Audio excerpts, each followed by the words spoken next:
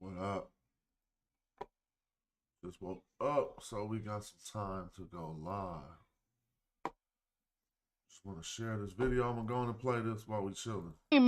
For the last 5,000 years of history, You name me one. kinky-haired people who ever set up camp in North Africa in these lands above. Go lay down. Yeah. Go lay down. Tell us that, right? Herodotus tells us that. Name me one. He says the Ethiopians and the Garamantes are indigenous to North Africa, and that, of course, the Phoenicians and the Greeks are not. Lay down. But he makes it very clear that people he call Ethiopians are indigenous to North Africa, and Northwest Africa in particular. Egypt, Libya, Algeria. Indigenous to North Africa. Oh my God! Morocco, Algeria. Name one black kinky-haired people in the last 5,000 years who set up camp here or around here, the Levant, the Near East, Turkey, Egypt, anywhere around here, you know what I'm saying? Anywhere around here or across North Africa, name one. The Ethiopians and the Garamantes are indigenous to North Africa. If you want to debate that, you'll be truly exposed. Anywhere around here or across North Africa, name one in 5,000 years. I am a black Egyptian. My father is much darker than I am. My mother is lighter than I am. Name one. The ancient Egyptian civilization was a black civilization, and ancient Egyptians were black according to the Greek scholars and the Roman scholars. Ancient Egypt became white only in the 19th century and in the 20th century. Go lay down. Yeah. The archaeologists often refer to, and I've been there, to connections between ancient Egyptian culture and the Sumerian culture and the Crete culture and the Persian culture. Yet when you visit Egypt, especially around Aswan in the southern part of the Nile, you see mostly black people. I was chilling and laying down in bed. My pajamas on. I was chilling and laying down in bed, so my pajamas on. I was chilling and laying down in bed. Okay, so just let me get it right. We know from the anthropological evidence that the people just predating the dynastic civilization in the Nabta Playa region were black African people. The Nile River or Nile Valley River, I was chilling and laying down in bed. It's because they were able to travel up and down the Nile by boat. From the first cataract up into the Mediterranean Sea. My pajamas on. This idea, this like sort of continually trying to find this idea of, separating out North Africa from sub-Saharan, as if the Sahara was the impermeable boundary that nobody could get through, is really a continually problematic type of argument. Particularly since we have early texts that tell us that, right, Herodotus tells us that. He says the Ethiopians and the Garamantes are indigenous to North Africa, and that, of course, the Phoenicians and the Greeks are not. See, in Sudan, it's not considered a river civilization because they can't travel up and down from all them cataracts, the 6 cataracts to the first cataract like that, because there's shallow waters, there's rocks, and there's they call, is it a waterfall? A waterfall? Stick to the rivers and the lakes that you're used to.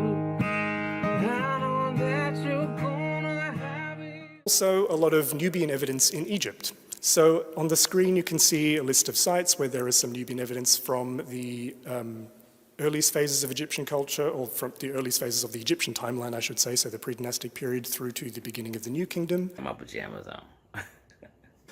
And so this demonstrates that the first cataract wasn't actually a barrier to Nubian culture getting into Egypt, that the boundary was quite fluid and permeable. And it shows us also that these Nubian cultures were a long part of the Egyptian social and cultural landscape, so that they can't really be separated out in this sort of Egypt and Nubia way that we tend to do Turkey, Egypt, anywhere around here, you know what I'm saying? Anywhere around here. You name me one. Or across North Africa. Whatever. The question is, what does the head of the Sphinx look like? Need to understand how light the people were, how dark the people were, how they represented themselves. I would encourage all of you to look at the so-called mannequin of Tutankhamun from his tomb and look at the dark skin color that's used for his own face. An understanding of ethnicity from the Egyptian side, certainly without all of the complications of chattel slavery from Africa and a much more white versus black, literally, understanding of power and in economy and colonialism. But if I have to pick a race, whatever that is, or an ethnicity of the ancient Egyptians, I would call them people of color. And for an American audience, I would say that if they were in Alabama in 1955, they would have had to sit at the back of the bus. Oh my God! Since they were black, it makes sense to make a sculpture in their North image. Africa isn't white, right?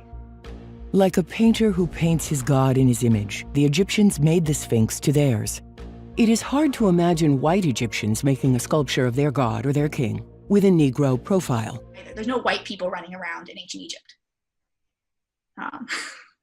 It's just not a category that they used. They did recognize people had blackness, black skins, and they recognized dark skin tones, but the idea of the white is a gender category, or a category used for people who are cold burned in the very far Amongst north. other things, these black people had a very sophisticated understanding of astronomy. It looks like that. There's suggestions of that in the ancient site of Nabta Playa and elsewhere. Or around here, the Levant, the Near East, Turkey, Egypt. Herodotus says that Colchon was a colony of the Egyptian because they had black skin and curly hair. And if you want to debate that, you'll be truly exposed. Aristotle will say precisely Agan Melanes to designate the Egyptian and the Ethiopians, which mean excessively black in Greek. Controversial question, and that is, are modern Egyptians mostly the same as the ancient Egyptians? And if not, why? Well, I don't think so. I don't think so. Well, I don't think so. What's up? What's up? What's up? Well, I don't think so. Well, I don't think so. How y'all doing? Man, I fell asleep early, right after them fights. I missed all of the fights. Then I just woke up like, what time is it? I didn't know if it was today, tomorrow, tonight. And I looked, it was only 8 o'clock. I was like, dang, it's only 8 o'clock.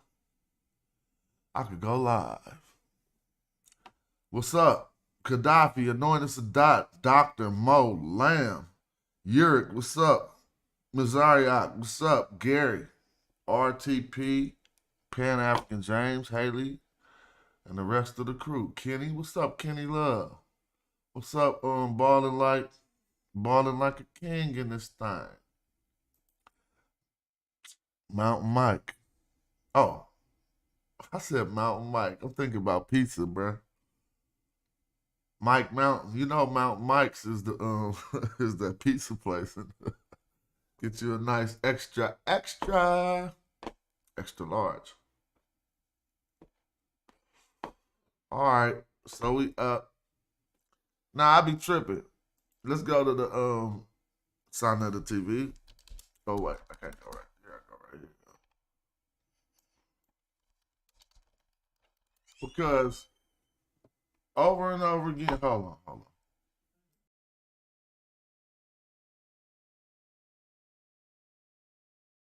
DJ LaRock in the building. What's up with it? Over and over again, we watch our brothers, maybe it's Black News 102. We watch our brothers argue about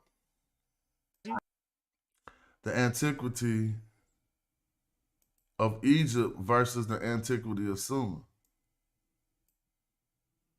Now, straight up and out the gate, we going, what's up, Rock Kim in the building? Straight up out the gate, I'm just gonna tell y'all the reason why they do that. We gotta know the history on Earth. Fact is, people of the Abrahamic tradition have been trying to truncate Egyptian antiquity so that it will fit into the Hebrew creation myth. All right? We got to remember that. This started with the Ptolemies, and then it went on to Josephus. When the Ptolemies asked an Egyptian priest to, all right, so it really went like this. It started before the Ptolemies. If you want to really know, I'm going to show you. Who did it start with? Let's get our Canva open so I can have me a whiteboard. Hebrews comparing themselves to ancient Egyptians to try to match the antiquity of the oldest people in the world started before they actually got on the map. All right? So we're going to break it down. It is because the first person who went to Egypt to question, to learn of his own, to compare his own people's antiquity to the oldest people on the earth was, well, let me not use that header. Let me see. It was who? It was Salome. Right?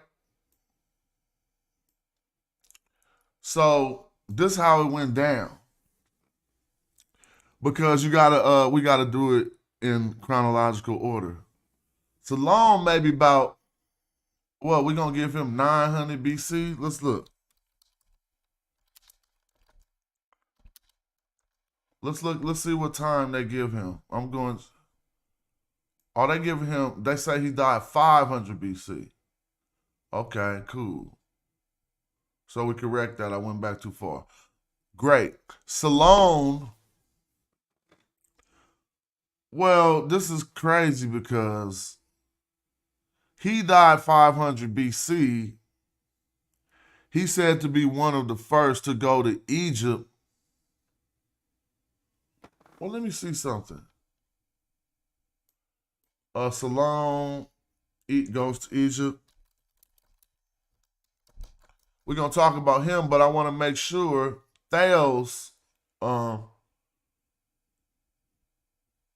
it says, Salome therefore unlikely considered traveling to Egypt for his Apomedea 10-year abroad, and it is concluded that since Salome had never visited Egypt, Plato's story of Atlantis that Salome supposedly overheard from a Saitic priest is wholly fiction. That's just what this site says, and that, I mean, I've heard that before. So, but it's Salome who said he went to Kemet. And this is someone arguing that Plato's story that Salome brought back was entirely fiction. That we just going by the stories they told. All right. So now let's look at Theos before we talk about this. And then we'll talk about these people. Now, no, Theos Greek. So, all right, now let's go. This is what I'm going to do. The 7 sages. Because when we're dealing with the Greeks, right? Before we get down to the philosophers, we got the 7 sages. We got to remember that. These are the ones who set off the tradition of going to Egypt to learn and stuff, right? But it really, we come to a story, so let's go through these 7 sages. Thales is first. I thought Salome was before Thales. Thales is first. Look, he come up with this knowledge of self or know thyself right there. Not saying he came up with it. He bit it from wherever he got it from, but he spread it to the world. And Thales told everybody he went to Egypt to get his knowledge. All right, first. But we're gonna keep on the story. We're not gonna get off track. Because I don't know who Pittacus of Mytilene or whatever is, but this is another one of the sages. Then we got bias, obviously where we get our term bias from. It comes from bias of Priene. Okay? This is where we get the term bias from, actually. And then we have Salome. Now, Salome, I don't know if Bias and Pittacus both said that they went to Egypt. Let's see. I don't know nothing about that. I'm just going to see right now, just on some chill. This ain't no, like, you know, I'll be live chilling. We be learning together. So, but I still remember what I'm trying to get y'all to see. And just out of the top, just little stuff popping up. I don't even see nobody speaking on him saying nothing about no Egypt. Right? So we can hop down to Salome. Because for some reason in his stories told by Plato, he challenged the antiquity of the Egyptians up until to see, basically, he thought the Greeks was older than the Egyptians. And he told a story of an Egyptian priest who told him, bruh, y'all ain't nothing but kids.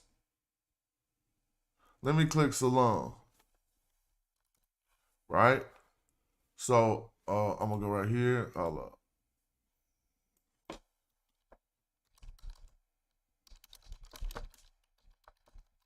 Now, we're going to see, because we got to learn how this went down. It is because when the Hebrews had came into Egypt about that time period that we talking about, I'm not using no biblical reference, I'm talking about historically, it wasn't even Egyptians in control at this time. So hold on. I didn't mean to put Solomon goes to Egypt, Salome.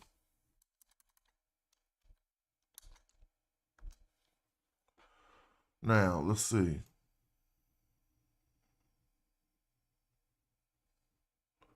This is in classicalstudies.org. It says Salome's Egyptian script, and we're going to read it from Plato's text. Oh, but if they got it in there right now, it looks like this is a paper discussing that. Well, I can just tell y'all, whether he went or not, what he told the people was that he went to Egypt. Here we go, right here. This is the Egyptian priest that he said he met. See, look. Come on, y'all. Now, Salome is said to have met Sonchus of Sias, right? I'm just going to read this right here. The Siite, or whatever, was an Egyptian priest who was mentioned in the Greek writings as related to the accounts of Atlantis. His status, so this is all one story. See, Salome, when the Egyptian priest supposedly sunned the Greek, like, bro, you ain't nobody. No, he really says this stuff. He said, your people are like children on the earth, and it's particularly because you guys only remember one flood. This is what he supposedly said. And then he also gave them a rendition of these long lost lands or what have you. But that's where we get all that from. So it says the Platonic dialogues, Timaeus and Critias, are written around 360 BC, relate through the voice of Critias, Critias. It says how the Athenian statesman Solon traveled to Egypt in the city of Sais, encountered a priest of the god Neith. So how would they even know all that? But anyway, a very aged priest tells him that 9,000 years earlier, at Athens had been conflicted with the great power of Atlantis, which was destroyed in catastrophe. Now he also was like, he basically talked to him like a child. And so that is first when the Greeks had started saying, hold up, we ain't the oldest people on earth. Now, next comes, like if you talk about what we call Hebrew historians, we're going to start with a man named Josephus. You probably won't be able to go back when we talk about historian. I mean, I know biblical scholars can, but he'd be one of our first so-called historians. And so Josephus is the result of what?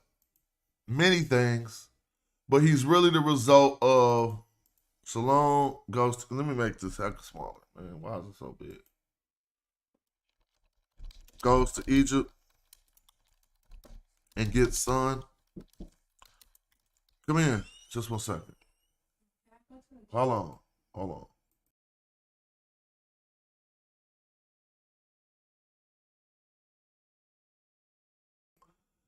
Solon goes to Egypt and gets son. That's what happened first, right? Then all of his young boys, all of the sages, and even all of the Greek philosophers, they're not sages. They follow in the footsteps of their wisest men, which are the sages. So they start going to Egypt. But concerning this Hebrew thing, next thing that happened was when it come down to Aristotle and Alexander. See, Aristotle and Alexander, they in the 300s. You feel me? And Aristotle was like, man, check this out. I'm not going to nobody's school. Let's go take that thing. Well, I don't have evidence of that, but I can tell you this. Aristotle, as all of us can find out, Aristotle did tutor Alexander. And Alexander set his sights on Egypt for multiple reasons. I just can't say it was just to go steal all the knowledge that his predecessors was going in there to get. So, but everybody up until Aristotle, they all went to Egypt. Now here go the funny part, and this is the trick they're trying to. TLE, this is the trick they'll try to put on you, because we have to remember they're Greeks. Aristotle.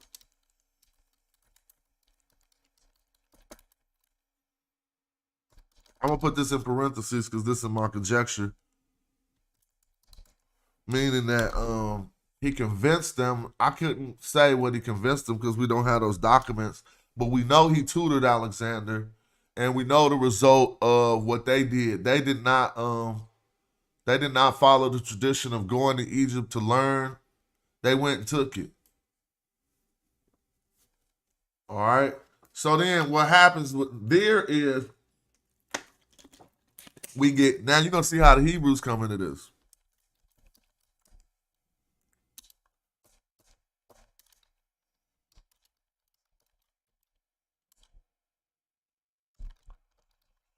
Greeks in 332 BC, they took Egypt.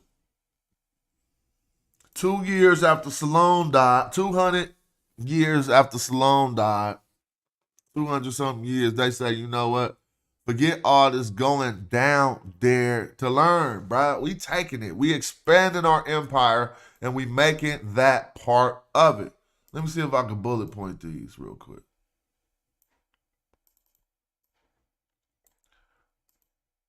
The cold part, when I start these, at one point I could come back and clean these up and form them into presentations. Solon goes to Egypt and gets son, ED. He gets sunned. Aristotle convinces Alexander. After this, wait, I need to put another one. All Greeks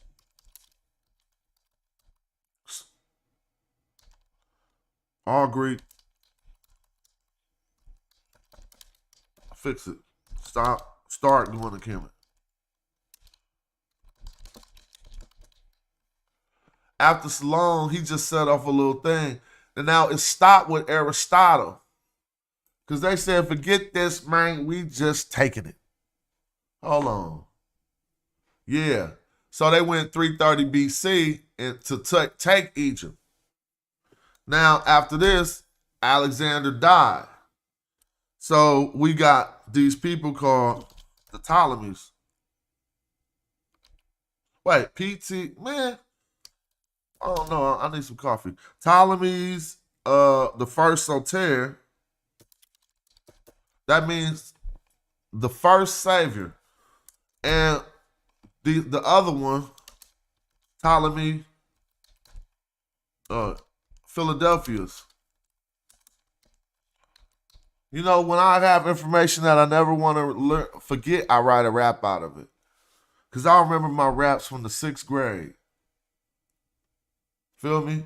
So I said, it was Ptolemy the first Soter or Philadelphia's, one of them clowns, asked me to write the history of Kemet, so I wrote that down. I broke that down. I penned it in Greek so the freaks could read. They couldn't match the melanated frequency, but they bothered me and asked me to read the glyphs, so I fathered him. I sunned him. I told him the history, and here we go. I said 36,000 years ago, it was the Zep Tepi, the first time. You see the guy named Ptah, the Greeks call him Hephaestus, but really it's the deification of the Twa. Ptah was infinite. That means the first man had lived there forever. After Ptah was Atum Ra, who ruled for 1,000 years. But this here, that shit y'all ain't trying to hear. This here, that shit y'all ain't trying to hear, so I ain't trying to go there. See, just by doing that, I'll never forget this history ever.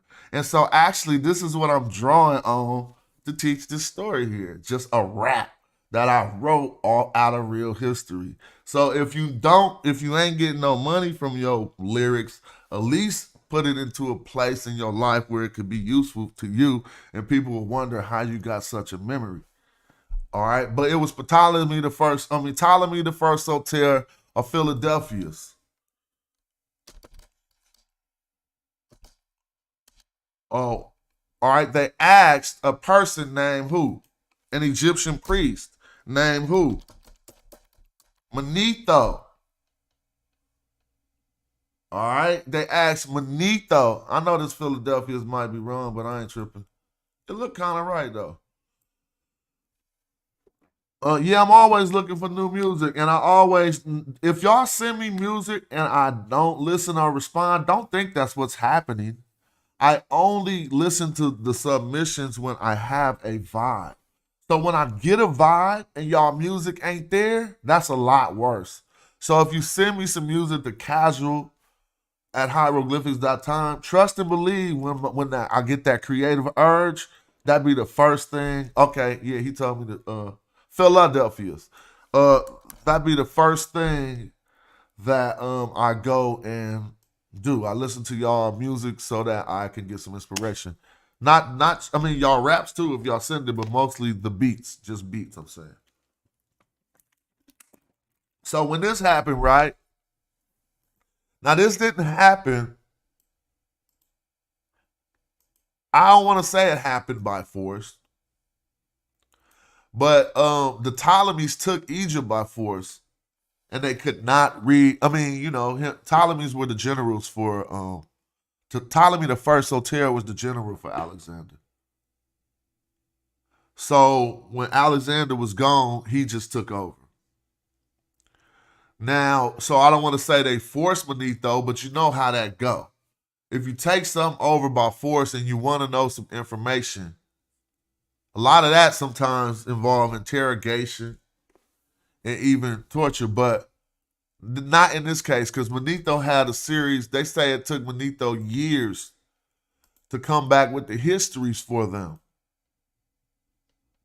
All right? Now, this is the problem. And it still comes to the Hebrews.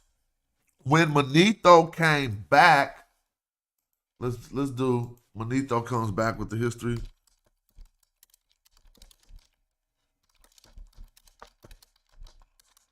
Ooh. And guess what happened when he came back with the history? He came back like, all right, y'all wanted the history. I'm done with my homework. And he hit him off like this. There's two things we learned from Manetho. We get the Zep Tepi. Now, don't be confused. The Zep Tepi is written in stone. I don't know where we can find it at, but this is where Manetho went to get the Zep Tepi. To a location that I can't cite right now.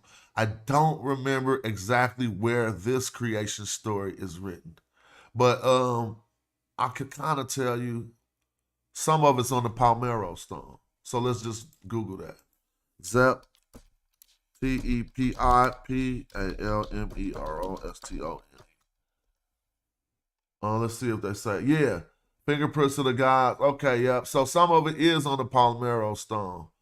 I just wanted to make sure, but hold on. Look, I'm just seeing sources say that they are respectively known as the Palmero stone. Here's what the ancient Egyptians said about the first time the Zep Tepi.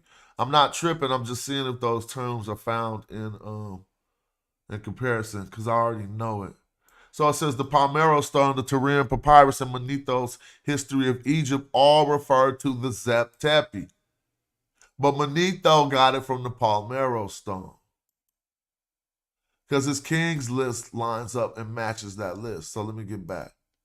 Zep Tepi means in ancient Egyptian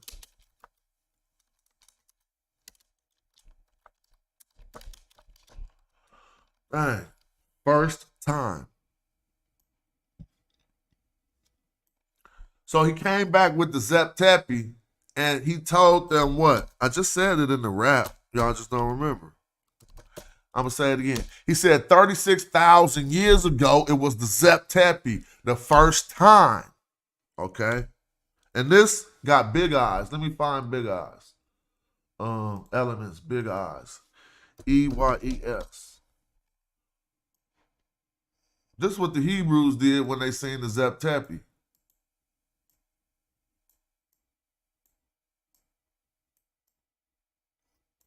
This is what happened. Right? Now, not only did Manetho say 36,000 years ago is when the Egyptian history started. See that number? Well, what this did was it threw the Ptolemies back because they trying to figure out, they know that they forefathers, remember Salome was first. And Salome came back with the story that said, hold on. Salome came back with the story that said, see, I'm gonna do all my corrections while we chilling. That the Greeks that he got son, that the Egyptians told him that their people are the youngest on earth because they only remember one flood. Then told him all about Atlantis and stuff, the stuff that we know to this day. Now, all the Greek philosophers started going to Kemet. Aristotle convinced Alexander to take Kemet. Greeks took it in 330 BC. Ptolemy, after Alexander died, I could say Alexander died. Alexander dies. Ptolemy the first. But you got to remember, in these time periods, what are the Jews doing? See, the Jews are actually on earth, real people at these time periods. At some of them biblical times, that stuff is fake. But when you talk about, you go from 800, 900 BC in, we can find historical stuff about them. So they definitely is on the map at this time period all over the place. I got evidence of Jews in Elephantine hooking up with the Magi a lot earlier than this. Maybe about 490 something BC. And so they're on the scene, but they ain't got no props. They getting pushed all over the map, exiled from different places, and they looking for refuge amongst not the Egyptians, but the Nubians, is what we learn. Or the darker contingency of people in the south is who they took refuge amongst. But we'll talk about that too. Alexander dies for Ptolemy the First Soter and Ptolemy Philadelphus. One of them requests for Manetho to come back with the history. Manetho come back with the history and he say, okay, look, I translated all these texts. I went to all these temples, and it say that the first time started 36,000 years ago.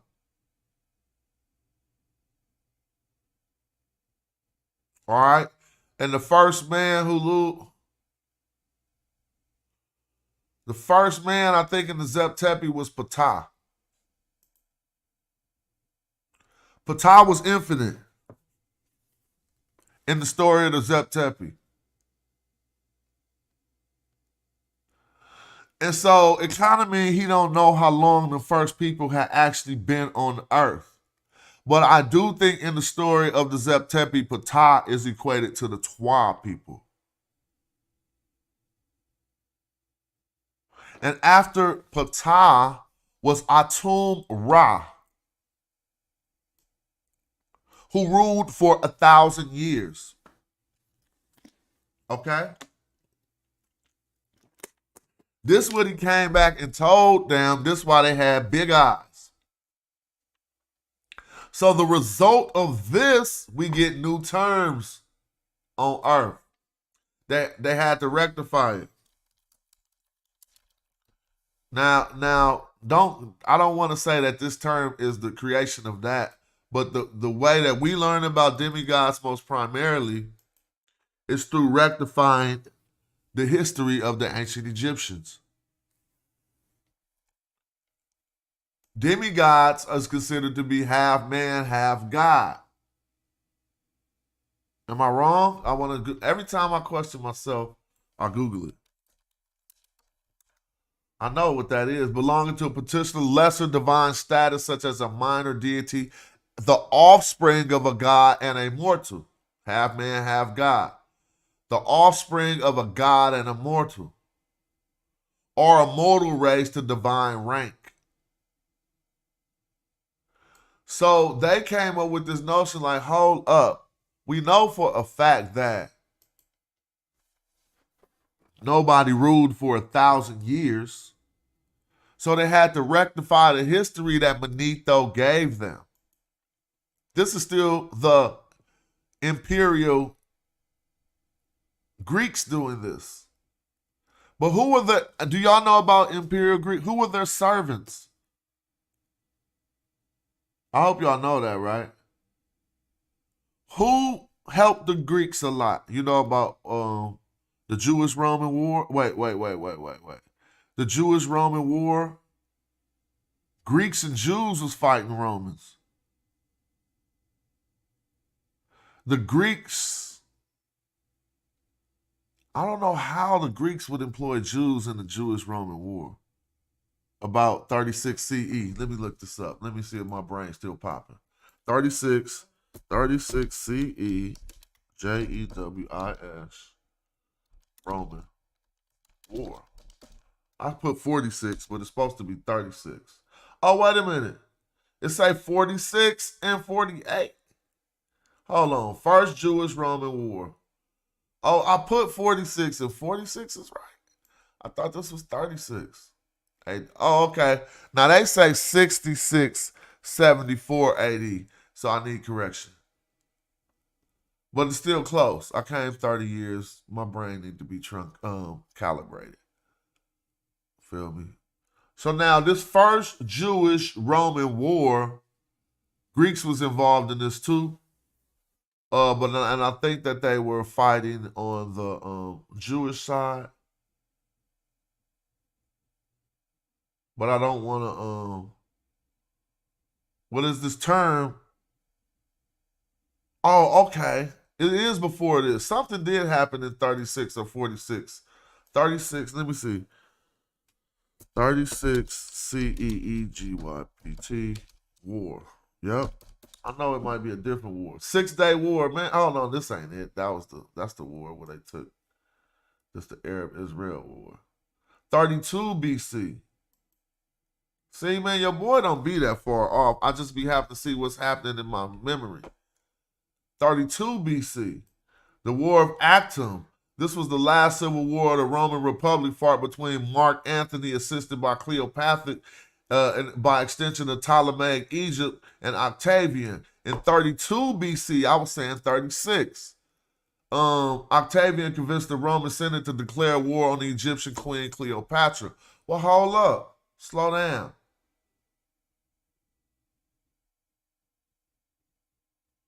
I don't want to get lost in even, let me go back. I'm getting lost now. So let me go back. For real. Anyway, I'm going back in history because they zapped me up and I just start getting lost. I'm going to go back to about the 300s, maybe the 290s or 80s when the Ptolemies was there. Let's think of in charge. Let's see what they say. Here we go. Soter. Let's see what his date says. Then I'll get back to it. I want to finish the story to show how we need to know all of this. They say 305, 304 to 282. So that's right about the time period I was talking about, right? So let's get back to it and keep going. Now, what happens here is the Jews get wind of this history that Manetho gives the Ptolemies. It actually is printed in a publication called Egypticus. Something about the histories of Egypt by Manetho. And this, way back then, I've been telling you this part of the story for about 30 minutes. This is when people like Zion Lex started trying to take Sumerian history and history of the Hebrew culture and rival it with the antiquity of the ancient Egyptians. It happened with Josephus, continued on with Eusebius, Julius Sextus Africanus, as well as Cineas of Cyrene. Cineas of Nyrene, if I'm saying his name right. Of Cyrene, if I'm saying that name right. I'm just going off of me seeing it in a book and never having discussed that place with people. But I think it was like Cicellus of Cyrene. We're going to pull that source up so you can get it correctly. All right? So, somebody just asked, wait, dang, did the Ptolemaic uprising destroy Kemet? No, it didn't destroy Kemet. It took Kemet. Well, I don't want to say the Ptolemaic uprising. Alexander took Kemet and placed it under and annexed it. He made it part of the empire of the Greeks. You feel me? And so now what we're dealing with is this book by Josephus. Hold on. We could skip this. Let me see what not the book by Josephus. Let me get all this on the screen. The book by Manetho. I'm gonna open it up. Now we don't have that work anymore, but I'm gonna show you something. Manetho Histories PDF. Now this is a work by Waddell, right here. That it doesn't. No one has Manetho. So dang, something I did makes. Every time I try to open it opens up in Photoshop. No big deal. It opens up in this. So now Waddell in this work, he went around all kind of works, all kind of other works, Christian works, and he got everybody's account on what happened with Manetho. from the old books to the modern books. So everything that I was just telling you, we can see how it was reconciled by people like our brother Zion Lex long before he knew about this. And to reconcile these things, they're trying to bring two dates into agreements to match each other. The same way, you have to reconcile a balance sheet. Amongst the Egyptians who wrote in Greek, it says here, Manetho the priest holds a unique place because his comparatively early date, the 3rd century BC, in his interest of the subject matter, the history and religion of ancient Egypt. His works in their original form would possess the highest importance and value for us now, if only we could recover them. But until the fortunate discovery of a papyrus, which will transmit the authentic Manetho, we can know his writings only from fragmentary and often distorted quotations preserved chiefly by Josephus and by the Christian chronographers Africanus and Eusebius. So even if you just remember what you just learned, that's going to remain true until they find some new documents. So we try to learn how this is relevant because you see what's happening. Manetho, the Egyptian priest, history got burnt up and cut up and tore up. We don't got it no more. And it's only left in the refutations of it. Y'all got to realize that. The only quotes we have is from people trying to refute it. So what was happening? Basically, the Hebrews found out they wasn't the oldest people on earth. So their stories didn't make no sense. And that had to be rectified. So now when all the way up until when I look at modern Egyptology and I might see some divisiveness, sometimes you will actually see some real racism. Racism has perversed Egyptology for years. You might really see that there. But people not to acknowledge that is because they don't even know the history of trying to discredit the antiquity of Egypt. It go back so far. Even this book will tell you. Hold on, though. We cooking. We're going to see how much we're going to cook. Look, but I'm going to take a little brief intermission because I want to run out the room. I'm going to come and play this song, and we be right back. But I'm going to put this on the screen while we take this break. Hold on. Play this. Be right back, y'all. Allow me. Black people, I love you, and I love you enough to tell you, you ain't ready to revolt shit. You don't feed yourself. You don't hunt your own animals and slaughter them. You don't prepare for your own meat. You don't own your own land. You don't have a seed growing in your window. So when you think about revolutionaryism, and you think about fighting and dying in the street, you ain't shit. Killer Mike said black people ain't ready to revolt. It's a disparaging marriage and he ready to elope. Maritime coastline, deep V hull boat. Crack a nose turned up, machete to your throat. The divine snatched the arm back, she fine, she in Zinga. Moroccan mercenary got a line on Moringa. Ask Chief X to swing it. Go fund me to rock a new car or build a school like I'm Dr. Umar. Nah, go fund some more guns, banana clips and cannabis and bury it. The jackal, Anubis. I'm cool, keep them heaters and I'm in tie and an abyss. He ain't rapping due to libations, he just channeling this.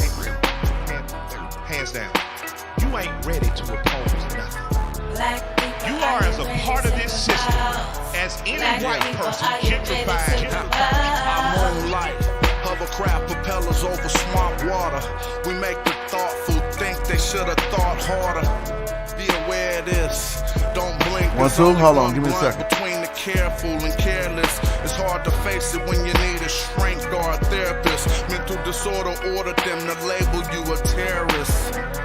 I I breathe elements, and I found the secret. Hold on. We could all walk on water if there's ground beneath it. All right, cool. Thank you for tapping in. Thanks for making this a cool little show. Let's get back to it. Now, remember, we still talking about comparing Sumer. We learning why they trying to use Sumer now. Because every historian in history who tried what Zion Lex and them is trying now fell short. They all did. And guess what Waddell did in this book?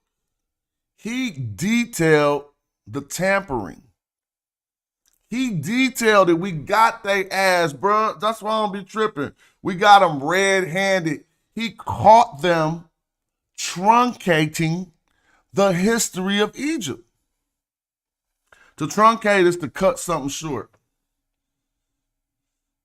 Oh, don't even trip, Robinson. You contributed now. Don't ever think that. I told you it's always good to get contributions and donations, but don't trip it. Don't think it worked like that. My page is actually monetized. So whenever you even put something up in the chat, like a comment, you still helping. So thank you, Robinson, and thank you to the people who could go out their way and buy me a coffee, and they put it in the Cash App. Thank y'all too. But I'm a CEO, B. It's all love. I appreciate you, Robinson. Don't never try to go out the way to do something for me. Just if it's in your heart and you can do it easily, then do it. But other than that, let's get back to this. Now, history and religion in ancient Egypt, his works in their original form would possess the highest importance and value to us now, if only we could recover them. But until the fortunate discovery of a papyrus which will transmit the authentic Manetho, we can know his writings only from fragmentary, often distorted quotations preserved chiefly by Josephus. So what happened? Josephus is on that Hebrew side. Manetho is Egyptian. You see the beef right there?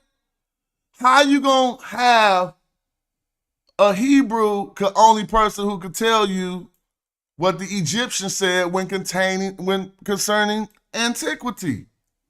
That's your rival. And the Christian chronographers Africanus and Eusebius, with isolated passages in Plutarch, Theophilus, Aelian, Porpius, Diogenes, Lartius, Theodortius, Lidas, Malalas, and Scola. To Plato and the Etymologium Magnum. All right. Or Etymologicum Magnum. Like Berosus, who is slightly earlier date, Manetho testifies to the growth of an international spirit of in the Alexandrian age. Each of these barbarians wrote in Greek an account of his native country. See what happened? Listen to this, y'all. I'm trying to put y'all on game.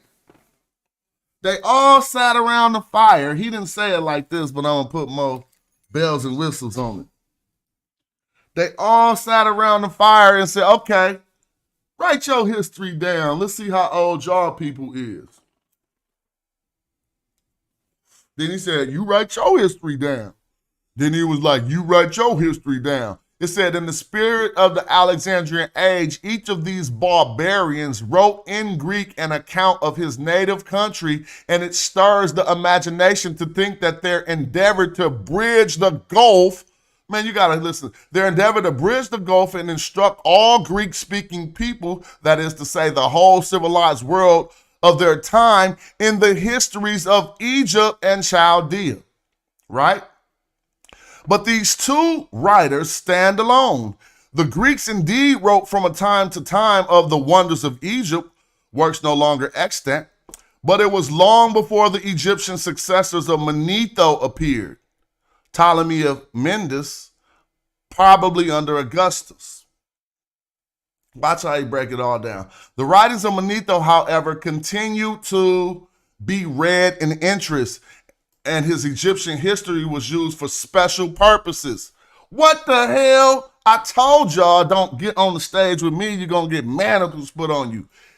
Look, his Egyptian history was used for special purposes, e.g., by the Jews when engaged in a polemic against Egyptians in order to prove their extreme antiquity. Bow, I told you, Zion. You are in a tradition.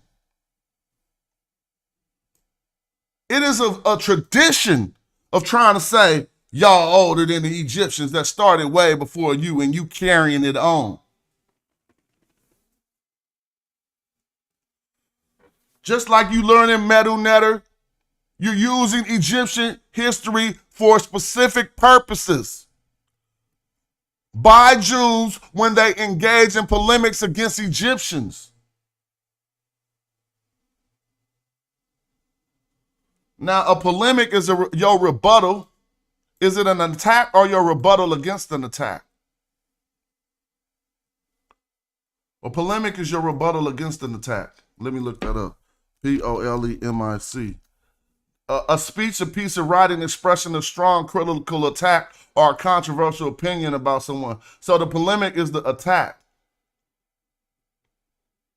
not the rebuttal against attack. So when the Jews engaged in attacks against Egyptians in order to prove their extreme antiquity, ain't that what they doing on YouTube now? Yes or no? Put a 1 in the chat if they doing that right now.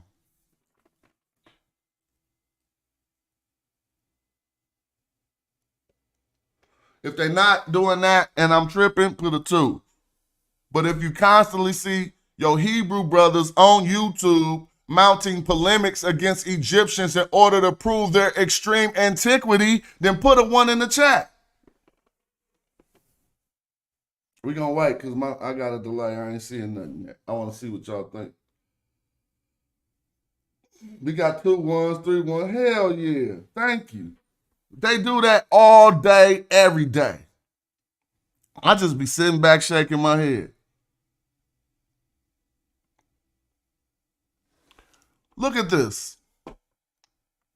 Manetho's religious writings are known to us mainly through references in Plutarch's treatise on Isis and Osiris.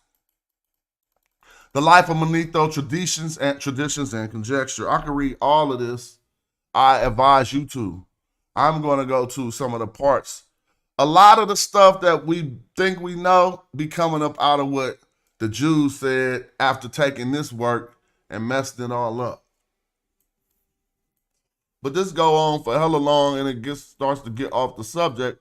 We're going to go to the parts that concern what we're talking about here. All right?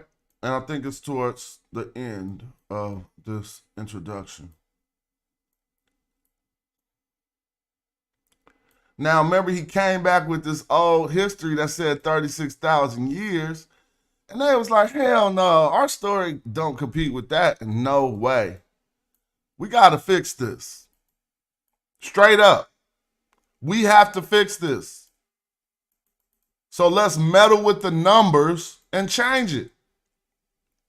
So this is why all this so-called carbon dating that be winding up at about 3100 BC when you do Egypt and then you do Sumer and the carbon dating just automatically go to 3500 BC. It's all a part of this same fucking scam.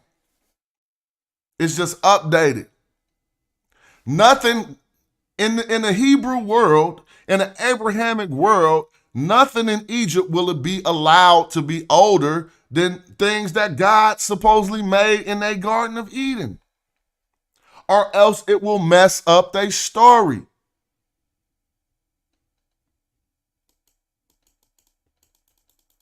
Manetho's works, 8 works have been attributed to Manetho. Egyptica, whatever, the history of Egypt. Book of Psalms, the sacred books, the epitome of physical doctrines, on festivals, on ancient rituals and religions, on making kepi, a type of incense, and criticisms of Herodotus. So that would have been really good to read. But we don't got it. They burnt it all down. He went in on Herodotus. What if Manetho was in there talking about Egyptians ain't black? They burnt the book so y'all wouldn't have it. Because Herodotus did say Egyptians was black. That was just a joke. Anyway, let's keep going. It's certainly not about Manetho. There no R, and I want to get to a particular part. The history. Now, this is the part that you need to learn about. The Egyptian history of Manetho is preserved in extracts of two kinds. Excerpts from the original works are preserved by Josephus, who's you're gonna call him a Hebrew warrior scholar, fighting off the Romans, and he was shady. He was so shady and smart. We'll talk about that after this. Remind me to talk about Josephus being shady and smart. Excerpts from the original work are preserved by Josephus along with other passages which can also be pseudo-Manetho. Pseudo-Manethion. The Jews of the 3 centuries following the time of Manetho were naturally keenly interested in the histories because of the connection with their ancestors in Egypt. I told you this.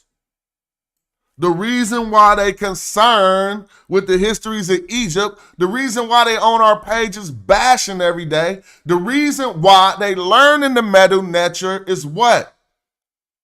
Because they're keenly interested in the histories because of the connection of their ancestors with Egypt.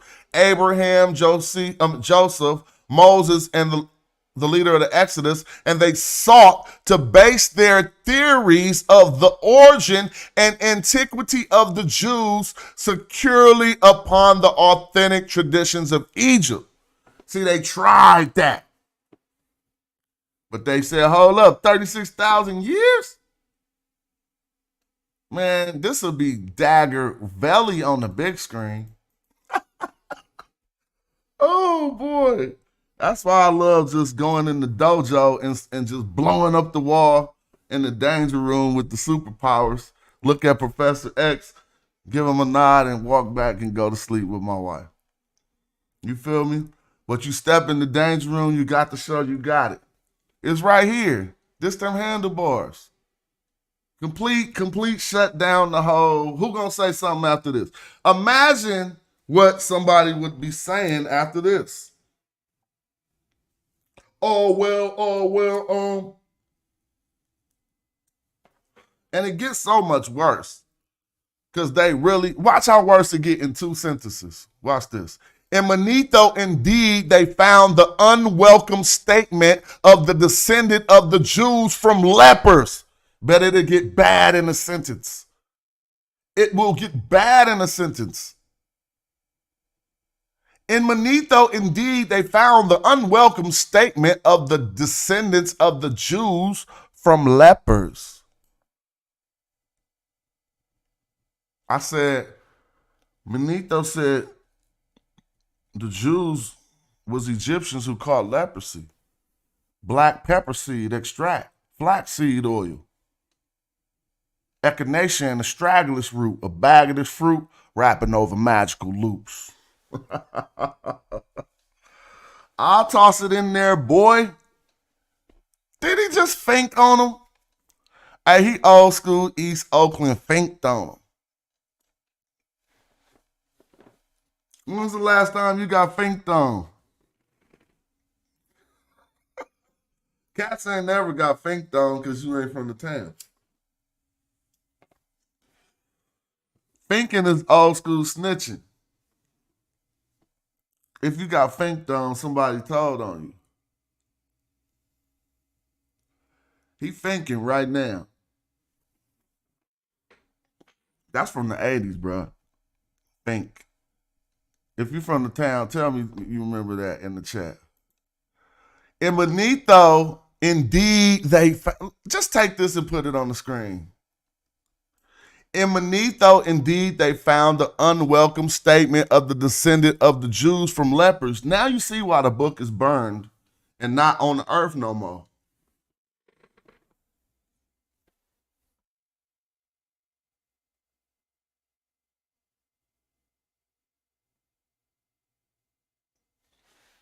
when I see this stuff, your reality will become more like my reality when you come across the same information. You're not about to be like, oh, hell no. I mean, you gonna have to agree when you see the information. This is what they dealt with. This is why they burnt the books. Because they was trying to compare their stuff with the history of Egypt, got there and read it and was like, oh, this is some BS.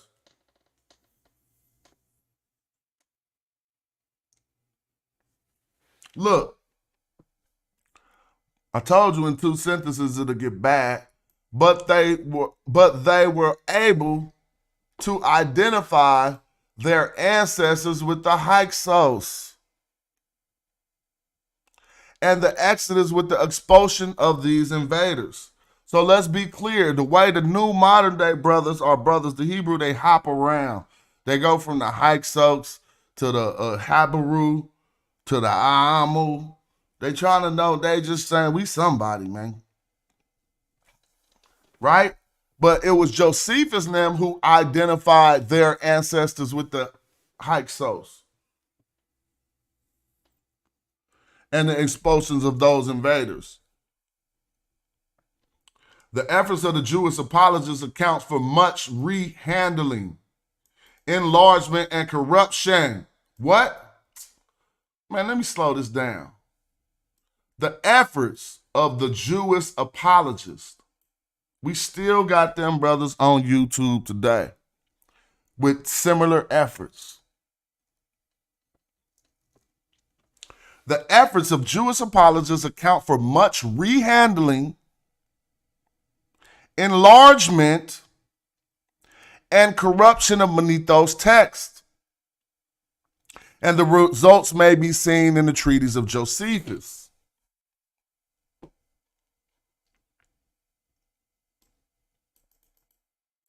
Let's just go on right down to where he talk about how they just get. Look, here it go. He gonna keep busting them out. The epitome of Manetho's history have been. Let me get all this stuff off the screen, man. All right, cool. An epitome of Manetho's history had been made at an early date, not by Manetho himself.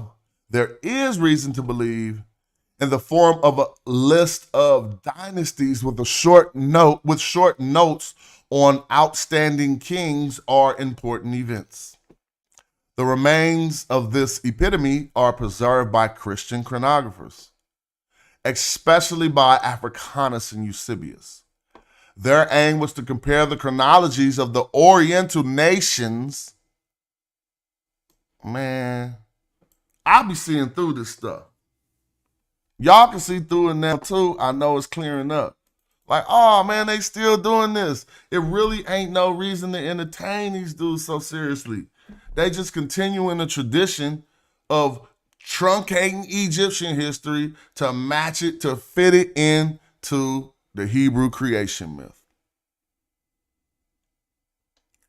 The aim was to compare the chronologies of the Oriental nations with the Bible. And for this purpose, the epitome gave an ideal conspectus of the whole history, omitting, as it does, narratives such as an account of the Hyksos preserved by Josephus. Of the two chronographers, the founder of Christian chronography, Sextus Julius Africanus, whose chronicles came down to 80, whose chronicles came down to AD 217 or AD 221, transmit the epitome in a more accurate form, while Eusebius, whose works extend to AD 326, is responsible for unwarranted alterations of the original text of Manetho. So they add interpolation. Oh no, this is what he meant. About AD 800, George the Monk, who is known as this is what I was trying to say earlier, Caecilius, I was saying, yeah, I think that's what I said. Syncellus, from his religious office as attendant of Tarasius, Patriarch of Constantinople, made use of Manetho's work in various forms in his, can't read Greek anymore. It's a history of the world from Adam to Diocletian. Caecilius thought to prove that the incarnation took place in Anno Mundi 550. Wait, I didn't say 550. 5500. And in his survey of the 31 Egyptian dynasties which reigned from the flood to Darius, he relied on the authoritative work of Manetho as transmitted by Africanus and Eusebius and as handed down in a corrupt form in the Old Chronicle and the Book of Sotus, which had been used, which had been used by the chronographer Penodorus. Even from the above brief statement of the transmissions of Manetho's text, it will be seen that the many problems are involved, and that it is extremely difficult to reach certainty in regard to what is authentic Manetho and what is spurious or corrupt. The problems are discussed in detail by Richard LaCour in his valuable and exhaustive article in the Paul Wisowa Kroll, RESV Manethion. And it may be sufficient here to quote his summary of the results of his researches in regard to Manetho and Josephus. See, I'm just reading too much. I'm going to cut that off and cut to the chase. But they telling you they butchered it all up. Right? But I want to get to the part where he start talking about what they did with the dates. They took them dates and said, man, this too old. He said one of them said the Egyptians possess some type of prerogative with antiquity that they ain't having. We got these quotes.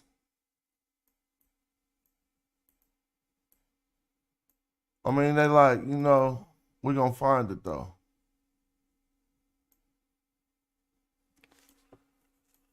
The royal list of Abydos. I'm just going to go find the numbers and I'm going to get off this because I've been in this book for a minute. Let me sit back.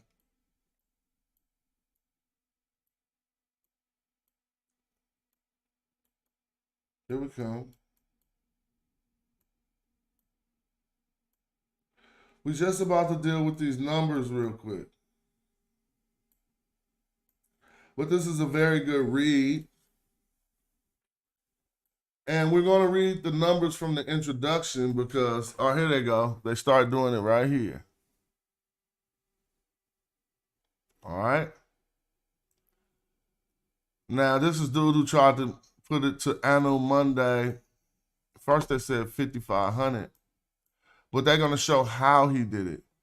But it's not the most significant of them. It's just showing how he took the math and started doing this certain stuff. But hold on, that's not as significant. I want to get to, hold on, what happened? All right, I guess I got to keep going. It's not in the introduction. It's in the actual works. So just excuse me for a minute. So I think we're going to have to read it from the actual quotes of Eusebius. Now, I would just start from right here.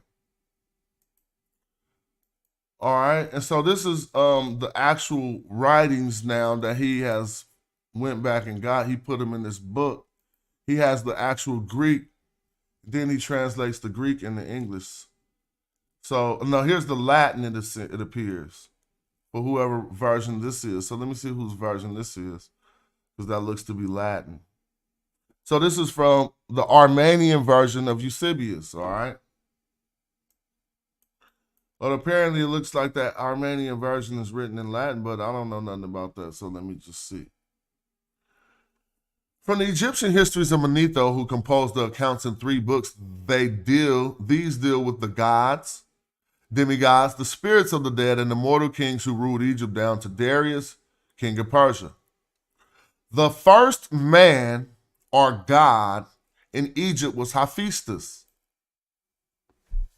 So if y'all know who Hephaestus is to the Greeks, you can see the word Ptah in his name if you look.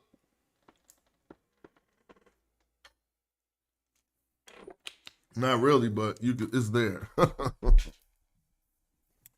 Who is also renowned amongst the Egyptians as the discoverer of fire. His son Helios, so this is the Zep-Tepi. You know, there's all kind of different. So they're telling you the Zep-Tepi in Greek because they call him Ra Helios. And Ptah, Ptah being first. The Egyptian, so which story is this? I don't know if this is Memphite theology. I got to remember which theology this is. But his son Helios, the son, was succeeded by Sosis, then followed in two by Kronos. So, and then it says Osiris. Oh, no, I'm sorry.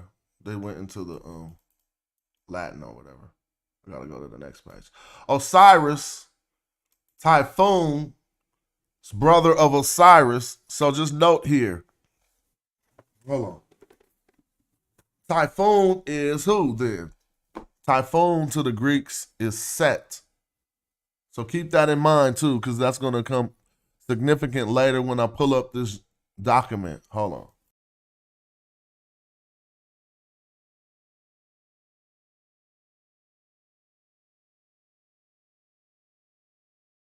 Damn. All right, I'm back. Brother of Osiris, and lastly, Horus, son of Osiris, that's Horus, and Isis. These were the first to hold sway in Egypt. Remember, this is the original writing. This is no longer Waddell talking. This is Eusebius.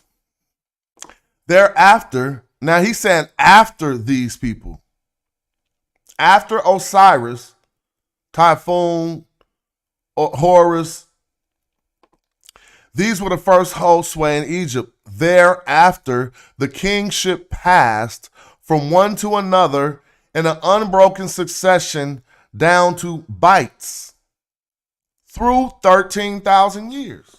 Now look at this. Oh, you can see it is big enough on the screen, right?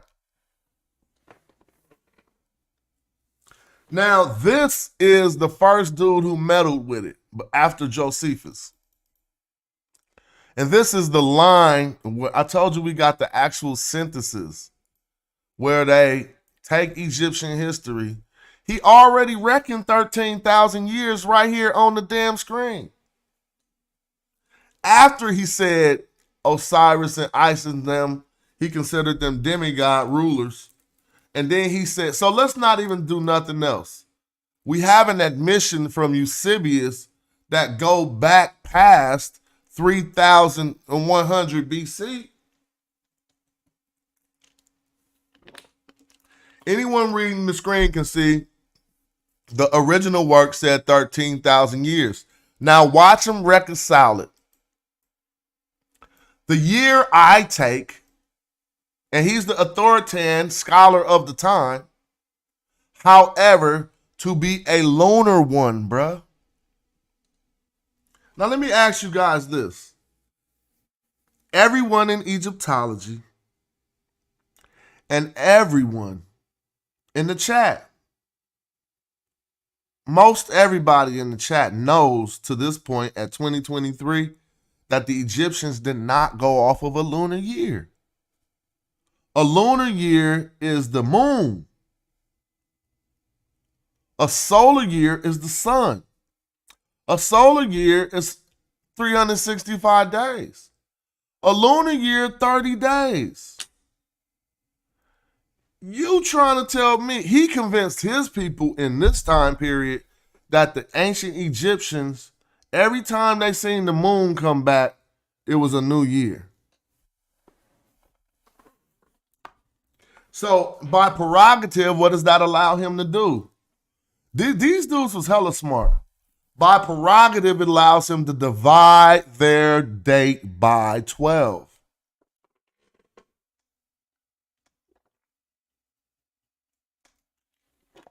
I mean, you don't see that? You now can do that.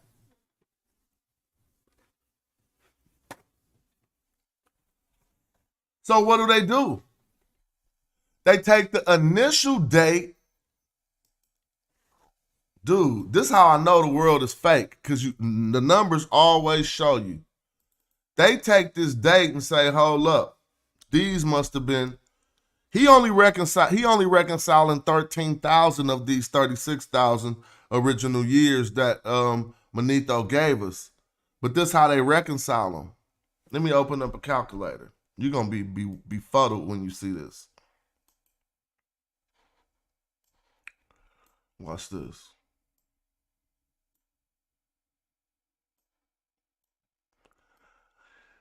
They said 36,000 years, right?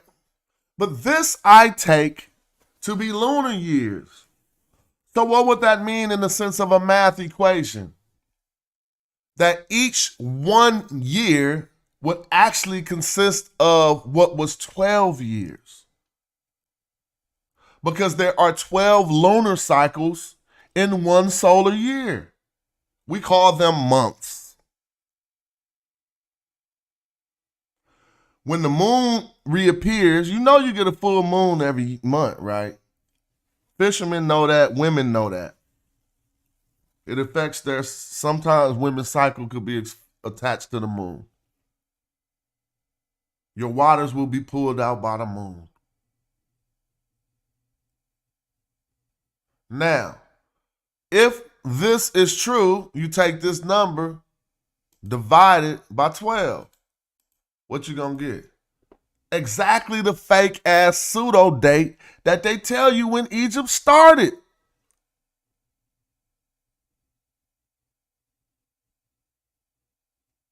This how I know they lying.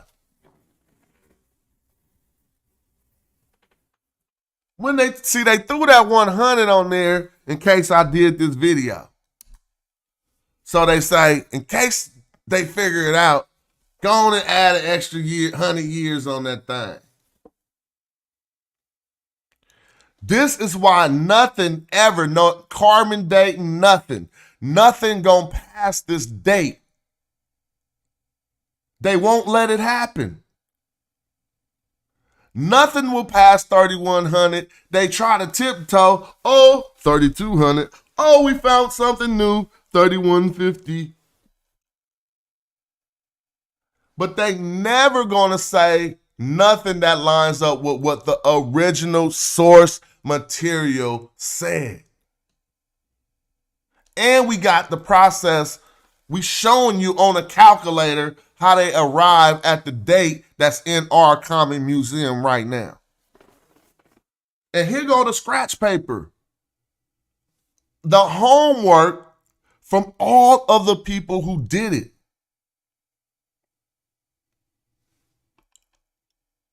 The year I take, however, to be a lunar one consisting, that is, of 30 days. So each year in this 13,000 years was only 30 days.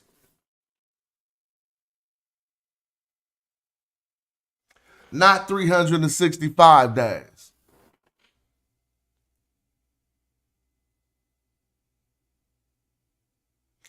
This is what they did in order to fit Egyptian antiquity into the Hebrew creation myth.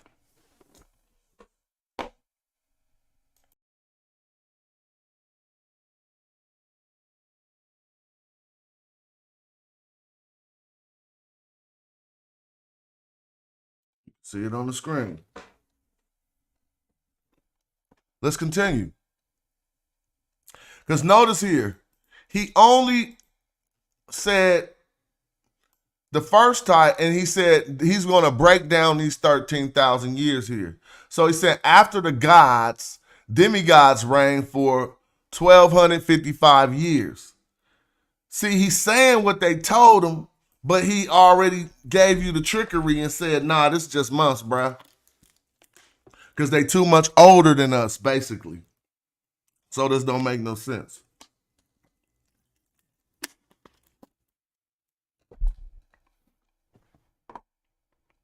Now, you take his 13,000 because he said after, remember, thereafter, after Osiris and Isis, he gives you 13,000 years. You got to have a calculator.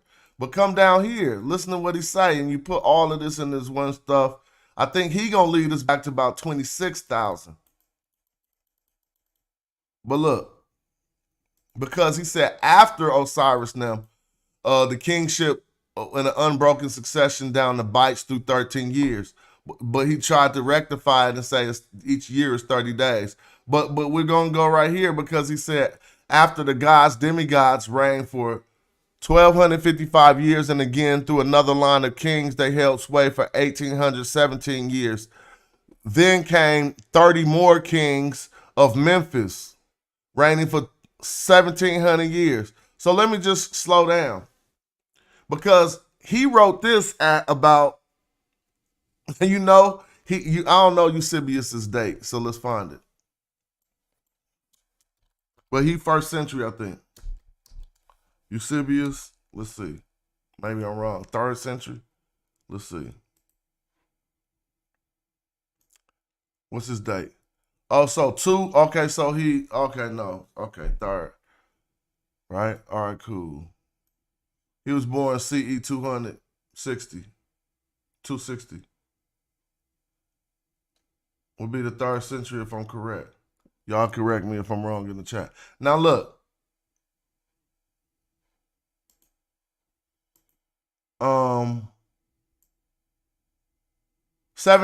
Okay, now if he wrote this in the 3rd century, our time periods ain't relevant yet.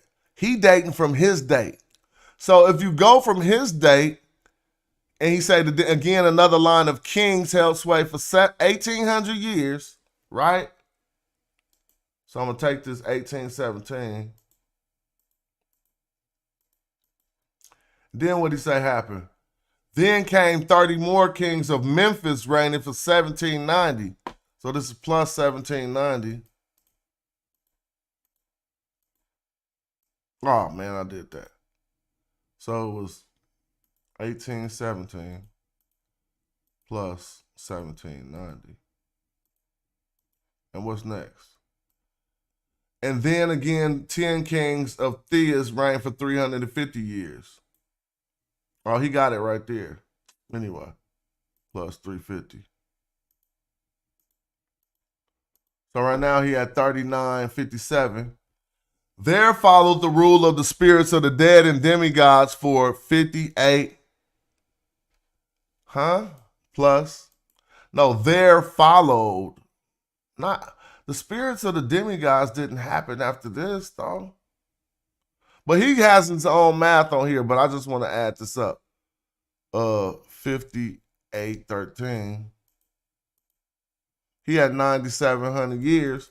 But this says the total of the last 5 groups amount to 11,000 years. So maybe he just did his math and came up with that. These, however, again saying being lunar periods. So if you believe that the ancient Egyptian year was a lunar period, then believe the way that he meddled with these numbers. But the numbers are on the screen for you to know what they was doing. Egyptian history to them was going back hella too many years. And they cut it all up to match it into the Hebrew creation story, and we live in an Abrahamic world. We live in a Christian nation under Abrahamic tradition. People say America ain't a Christian nation. Y'all be tripping.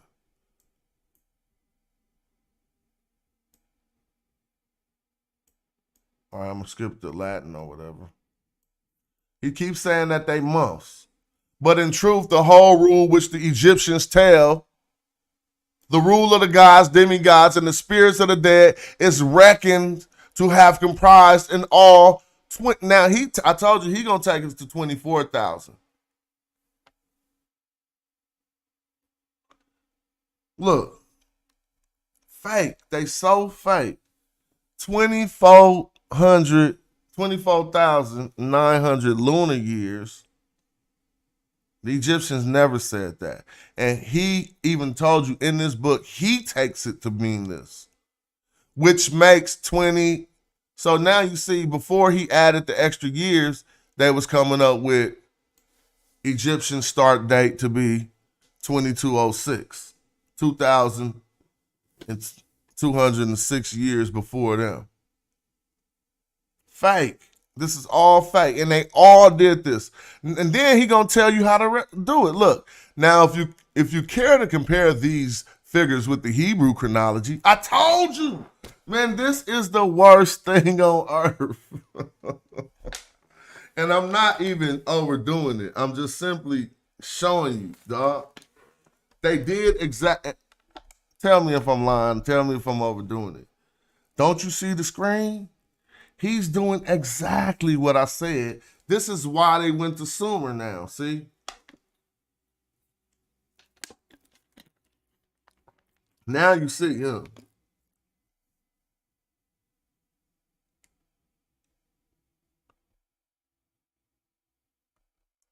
So you're trying to tell me the date set forth by the old Christian historians, when they took 36,000 years and they said it was lunar years, they divided that by 12.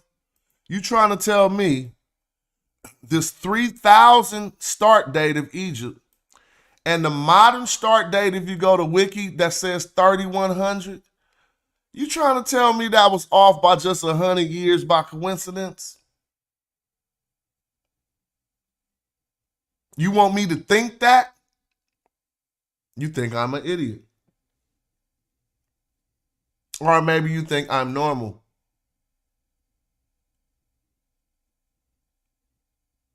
I'm telling you, anyone can argue that this 100 years to come up with the 3,100 start date of Egypt that we go off today was simply an arbitrary number added on there to offset this if someone done these mathematics.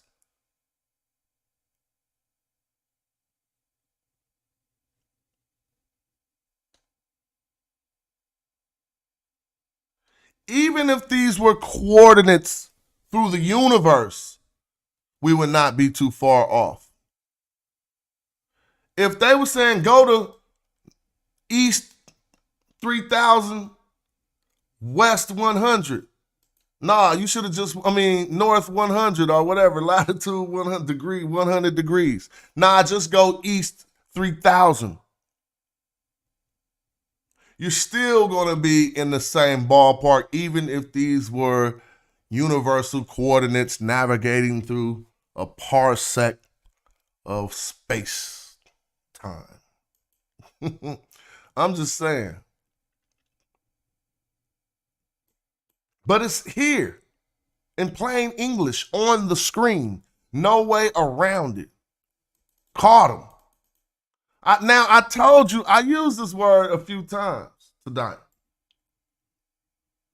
because I knew we'd come across this line, which the Christian apologists used to justify.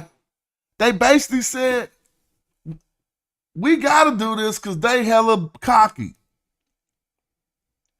Read this. But since the Egyptians claim by a sort of prerogative of antiquity that they have, before the flood, a line of gods, demigods, and spirits of the dead who reigned for more than 20,000 years, it clearly follows that these years should be reckoned. He keep reiterating it. Should be reckoned as what? What he gonna say? As months, huh? Reckoned as the same number of months as the years recorded by the Hebrews. You see that? What is the intention here? To squeeze 36,000 years into something that'll make Moses' story be true.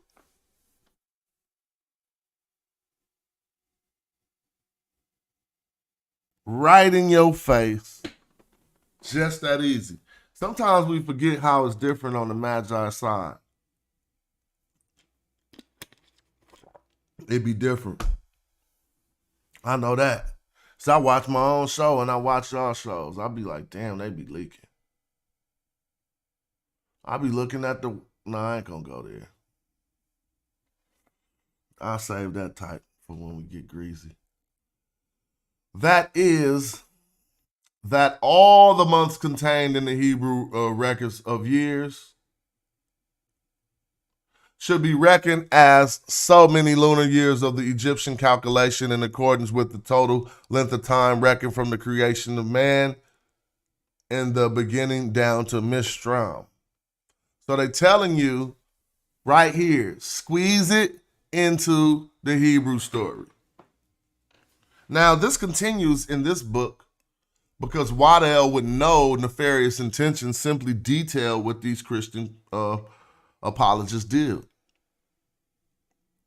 He simply detailed it. And they all three reconciled these ancient dates and squeezed them into the Hebrew story accordingly. Now we're into somebody who wrote it into the Greek. Let's see who this was. I'm not going to stay. This is Syncellus. He's going to do the same thing.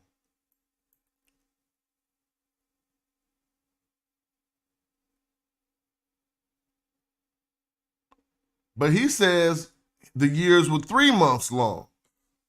Man, this is so crazy. He gave him a little bit more credit.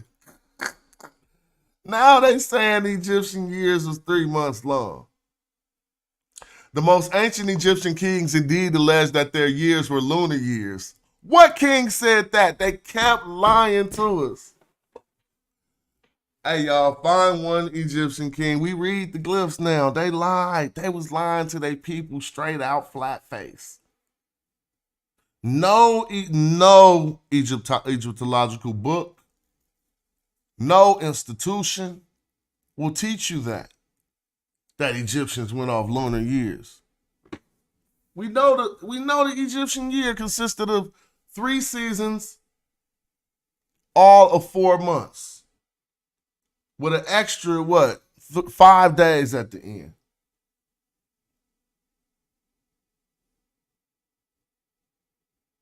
But back then, they was fooling people. The most ancient Egyptian kings indeed alleged that their years were lunar years. Source up or shut up. No Egyptian king said that. Consisting of 30 days, whereas the demigods who succeeded them gave the name Horu to years which were 3 months long. You see that? 3 months long. What years? Y'all is under some tradition that in order to make your tradition work, it teaches that Egyptians had years that was 3 months long.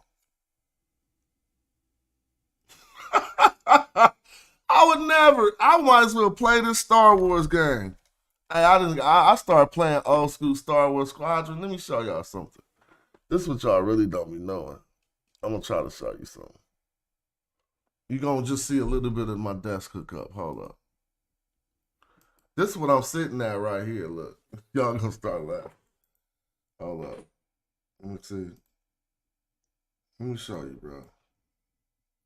Y'all don't even know when y'all get hands put on. Hold on. Let me move the mic back a little so you can see that. Y'all be thinking, I'll be going like this while I'm putting hands on y'all. See? I be playing you dudes. Literally, y'all think I'm typing. I'm going, look. Choo, choo, choo. Get them toes, bro. If I wanted to turn on the beat machine, I'll hit y'all off with the sound effects. But I'm rocking y'all with the HOTAS. But really, just to have some fun, I was playing that Star Wars Squadron out the blue. I didn't have my HOTAS for hella long, but I don't be using it. I don't be playing little games. But if life get boring, I'll be like, ooh, I forgot about gaming. And I'll whip gaming back out. I don't feel like doing the driving game. So really know that I ain't even over here tripping off you. I'm on the sticks. Because this too easy.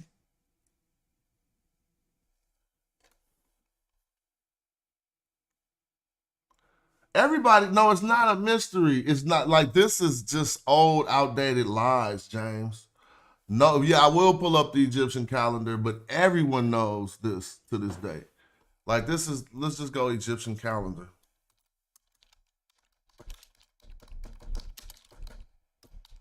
Each month consists of 30 days, 3 seasons. Look, it's going to say it right here. The ancient Egyptian calendar, the civil calendar, was a solar calendar with 365 days in a year. See, they just was lying to their people. It literally says a solar calendar. And we don't have to lie. I mean, we don't have to do. When you get a lie so outrageous, you don't even have to ponder on that motherfucker for hella long. It's just a lie. You know what I'm saying? Like when people be like, why did she say that? Oh, she said that. And they sit around and trip off. How did she say that? How did she do that? It's just a fucking lie. She gonna say whatever she had to say. He, whoever. But it worked in their time period because most people was not literate. But the first sentence on this, and I'm always just going to a random general source, Wiki. The ancient Egyptian calendar, a civil calendar, was a solar calendar with a 365-day year. We don't even need to go no further. So that means they got to use the numbers that the Egyptians originally gave them and not rectify them and truncate them and subtract from them. Or well, they never subtracted, but they did more complicated math in order to arrive at shorter dates. Then they said, compare it to Hebrew after that. Now look, so Eusebius wrote with good reason criticizing the Egyptians for their foolish talk. And in my opinion, Panadorius is wrong in finding fault in Eusebius here. See, Panadorius said, you tripping, Eusebius. How you gonna take they damn dates and say that these was lunar months? And he came back, doubled down on Panadorius.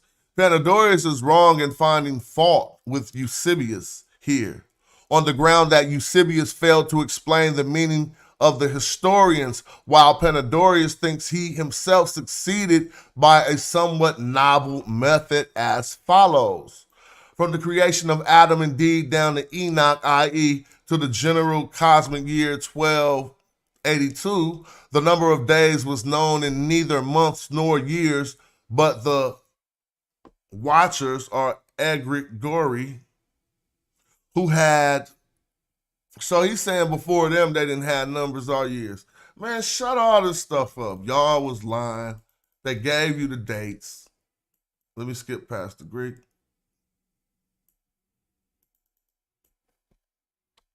It'd be hella funny, dog.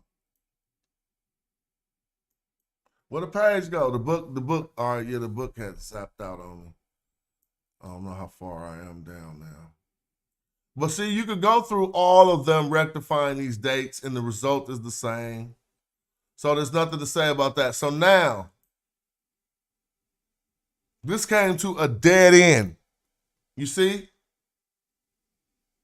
For our brothers nowadays who try to apologize for this tradition, it's a dead end that I just illustrated.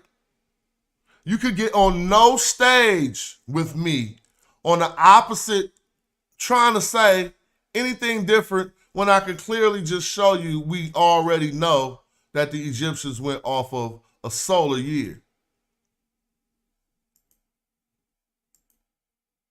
Bow. You can hit them with calendars. What they gonna do when you do that? Huh? But I don't even see that written how I need to see it, so I don't know that if that might be a misrepresentation. I would want to find. They say a calendar in the temple of Com Ombo.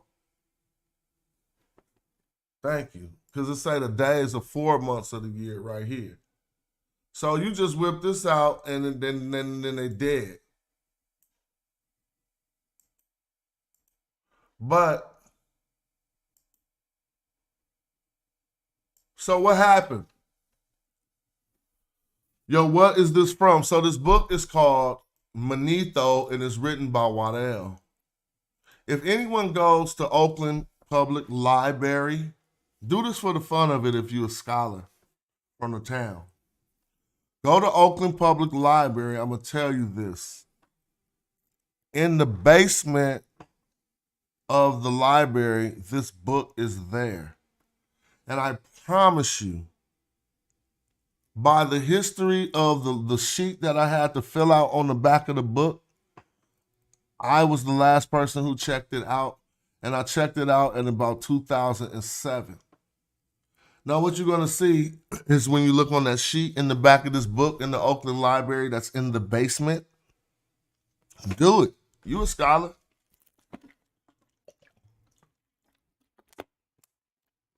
You're going to pull out that card at the back that you got to sign when you check out the book in the library. And you're going to see Jonathan Owens checked it out in about 2007. Guess when the last time this book was checked out before me? This was crazy when I went to the library. 1974. The last time someone in Oakland went into the library to check out this book was the year I was born. I was like, oh, it's on. When I seen that, I said, oh, it's dumb on. Because now I don't care nothing about Oakland being a boss, going down in history. I was the next person to check out Manetho at the Oakland Library. How about that?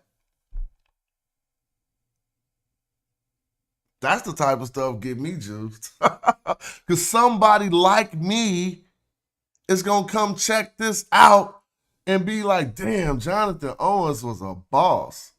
He checked this out in 2007. What he was thinking about? Because I thought the same thing about the person who checked it out in 1974 in Oakland. I was like, damn, he might have been this brother might have been on it. He was dumb on it. Imagine the brother in Oakland who checked this out in 1974. He had dumb knowledge. He didn't even want to tell people everything he knew. If you really think about that. Because knowing all this and being in Oakland, it's a high probability you was a brother. People won't think that Jonathan Owens, me who checked it out in 2007, was a black man. They just gonna think, they wouldn't ever think it was me, my character, talking in African-American vernacular English, smoking a doobie. They ain't gonna imagine that. So that was just weird to me. But I want to get off of this. So now let's update you now. And I'm going to take you to an article I wrote. Now that we got the backdrop, trust me, we cooks. It's Saturday. What's it, Friday? It's one of them days. I don't really have to track the days. I just do it to keep up with y'all.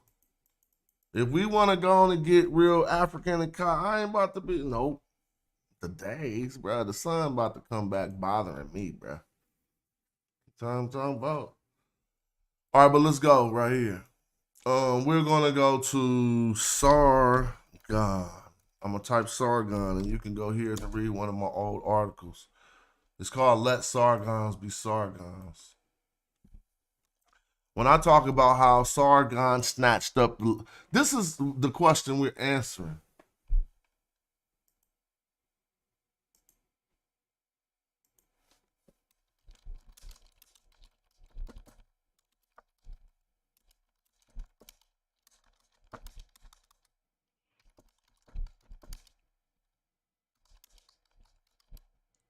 Now y'all see why.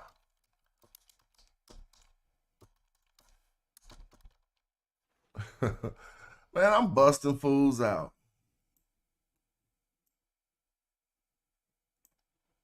Now y'all starting to see why. See, when we come across some of the same information, we're going to start to at least have the opportunity to see things the same way.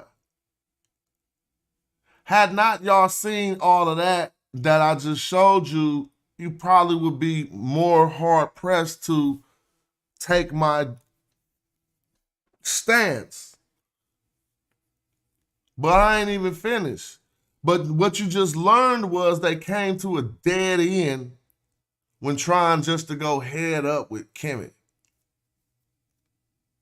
They tried to go head up, bumped their head on the wall, was no win, so they started to mathematically do divisive stuff, right? We still can't forget to talk about how Josephus was shady, by the way. But that just popped in my head. But why do Hebrews try to use Sumer to prove their antiquity? Because they hit a brick wall when trying to run up on Kemet. So now they about to go sit up under some people who clearly didn't fuck with them more than the Egyptians did. Like, so we're going to talk about this. First of all, Hebrews was no place in no type of existence in these time periods. There would be nobody that any Sumerian knew as a Hebrew. That's just fanciful nonsense. And the people who preceded the Hebrews who spoke in their tongue, the tongue that preceded their dialect, was Akkadian punk ass enemies to the Sumerians. Suckerfish. But y'all don't know nothing about this, and y'all on TV trying to be a Hebrew talking about Sumer. Tell me something about some African conflicts. Who be funking in Africa? Rwanda and who? Well, take them two African people funking and say you from Rwanda trying to claim the history of the people who beating the brakes off y'all. Excuse my insensitivity. You trying to use their history. Because I just showed you why. In like a 2-hour little breakdown, and we could continue with that. But so now they try to go to route B. Well, since we can't beat the Egyptians head up, because their history said 36,000 years, we divided that by 12, right? Their history says 36,000 years. I just showed y'all all that.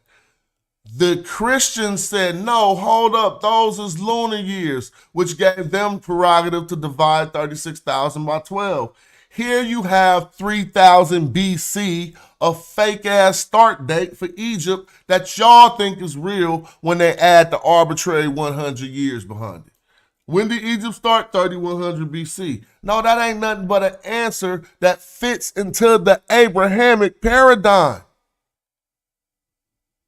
That's why I said Adam and Eve, adamant thieves. You're inept, I'm adept. You're inadequate, leave.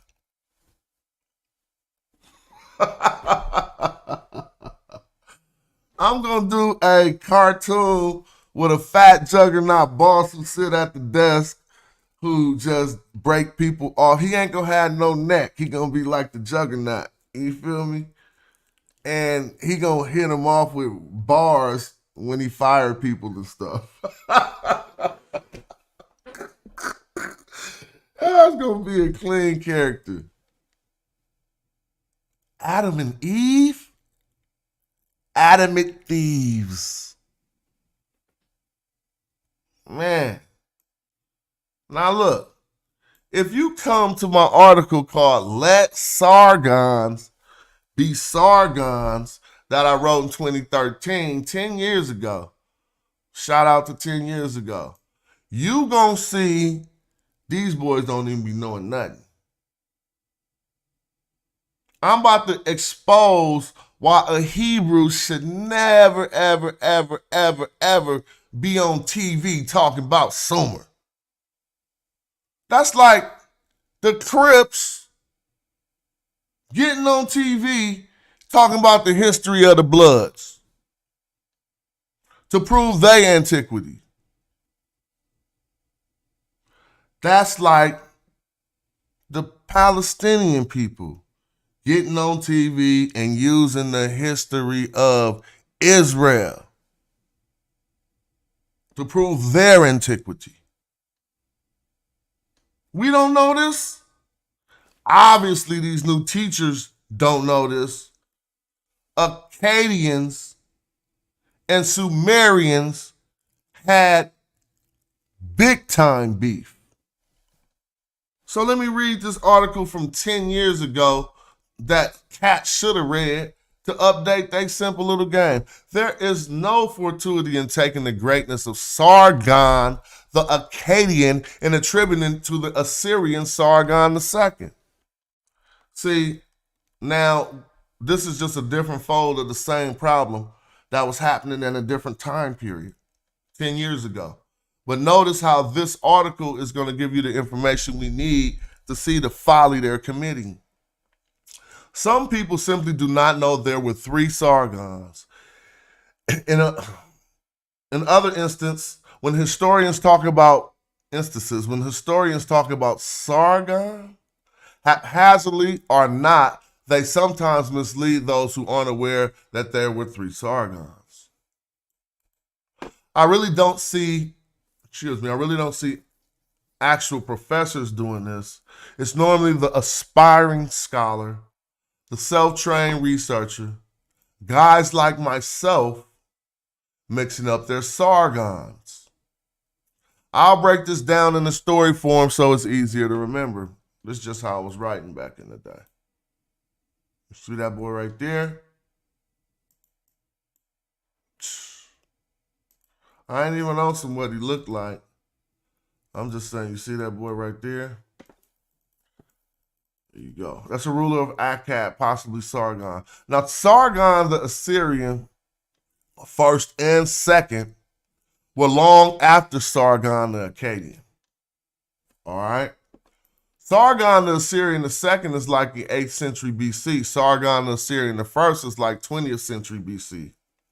The original Sargon the Akkadian pictured above, possibly pictured above, is like 23rd century BC. All right? Sargon called Saru Kinu, the true king, in Akkadian. This was written Lugal G. Now I love that my man Chuck Morgan could come behind and see whether I was on point 10 years ago with my Akkadian and my Sumerian or not. This was written Lugal G. Na. Well, that's really not Akkadian cuneiform, but we could say it's Akkadian. When you say Lugal, you're taking a Sumerian word. Now let me take this Lugal G. Na and pop it up here. Just to vet my own stuff, right? And see where it leads me to. Well, and Chuck Morgan could clear that up for me. So this is the thing that I'm showing you. A Saru is a king in Akkadian. A Lugal is a king in... Oh, I say it right here on the screen. I should have just kept reading. Look, but I say Akkadian cuneiform, I don't think that's correct. I think Lugal G. Na is Sumerian, all right? But back then I used to study a lot harder, so I don't want to discredit myself yet. Let me just keep reading. Sharu, Lugal means king, so they both mean king in 2 different dialects. If you look up Kinu, Gina, or whatever, you will find it means true. Sargon was said to be found floating in a river just like Moses by Aki the irrigator. Saru Kinu, Lugal Gina, or Sargon the Akkadian, grew powerful and took, so basically Saru Kinu is his Akkadian name, as I understand. Lugal Gina will be his Sumerian name. are his, and Sargon and Lugal is just the name for king, and so is Sharu. Now it says, "Are Sargon the Akkadian grew powerful and took Sumer from Lugal Zigasi? Are Saru a Saradu?" So King Asharadu, who was Lugal Zigasi, is actually the last Sumerian king. Let me take this and pop it into Google and keep corroborating what I'm saying with the Google. Let me go Google. Lugal Zigasi was the last Sumerian king. Okay? You see him here? Lugal Zigasi. Lugal, the king, Zaga, I don't know what that means. C, our brother Chuck Morgan, when he avails himself, can help us with that. Now, about Lugal Zagasi of Umma, was the last Sumerian king before the conquest of Sumer by Sargon, the Akkadian, who spoke Semitic languages. Lugal Zagasi didn't speak no damn Semitic language.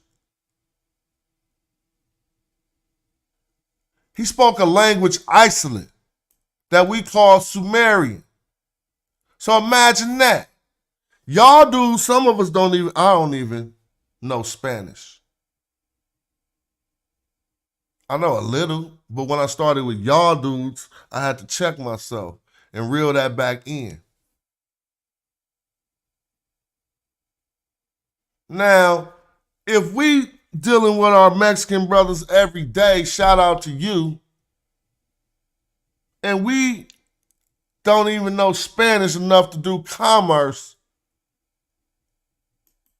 I'm taking you back 5,000 years ago to when some people in an area of Saudi Arabia, or let's say in Sumer, spoke a language isolate, which means the way they talk was not related to anyone around them. It's only 11 o'clock on the West Coast. What's up, Mickey? Hey, Lugal Zagasi of Umma was the last Sumerian king before the conquest of Sumer by Sargon the Akkadian and the rise of the Akkadian Empire.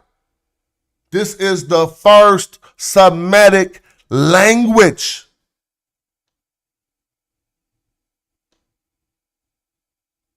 So how did that transpire? Akkadians were around for a long time, but they didn't have nobody as bold and wise as Sargon. So remember them people who be creeping around you and they just around looking like they can might lightweight do something but ain't shit pop? They just waiting for that young leader to come and set shit off. This is what history tells us. They'll be in your presence till they get the right favor, then they're going to take it over. So we find Akkadian loan words into the Sumerian lexicon. We find Sumerian loan words in the Akkadian lexicon. But let me show you this. Semitic languages, right? This is what the Hebrews speak. Some Semitic languages. Look, let me find you something. Let me just see if they're going to give us... Y'all like it better if I click Britannica, which ain't as useful. That's hella boo-boo. Let me see. Now, I want to see if they about to just give you the history. Well, what you should know is going to start right here, just like I'm telling you. Look, languages of the past. Now listen to this. Hebrew is a Semitic language. No way in the world associated with Sumerian language. Y'all don't got nothing to do with that besides killing the people and taking their land. So that's why I say this is like people killing people, taking their land, and then claiming they history. Languages of the past. Written records documenting languages belonging to Semitic family reach back to the middle of the 3rd millennium BC. Evidence of Old Akkadian. It's found in Sumerian literary tradition. Old Akkadian. Found in some Sumerian literary tradition. By the earliest 2nd millennium BC, Akkadian dialects in Babylon and Assyria had acquired the cuneiform writing system used by the Sumerians. You see how they be so boo-boo? Y'all acquired something from some people y'all killed and got people on YouTube today claiming it as theirs to beat the Egyptians. Akkadian dialect in Babylon and Assyria had acquired the cuneiform writing system used by the Sumerian, causing Akkadian to become the chief language of Mesopotamia. Discovery of the ancient city Elba, modern-day Tal Marduk, or Tel Marduk, Tal Marduk, it looks like. But let me keep going.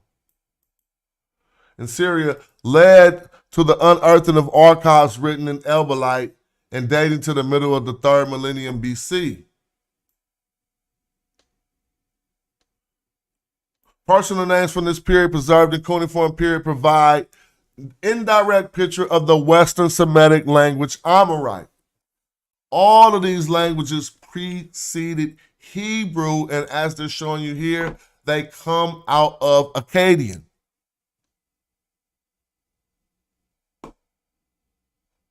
So when we go back to the article and we talk about Sargon the Akkadian, grew powerful and took Sumer from Lugal Zigasi, or Saru Asharadu, the foremost king.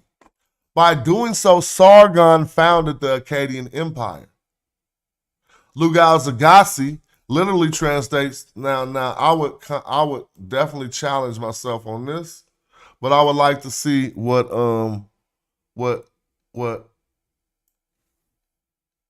I got it in parentheses in quotes, so maybe I didn't get this from myself.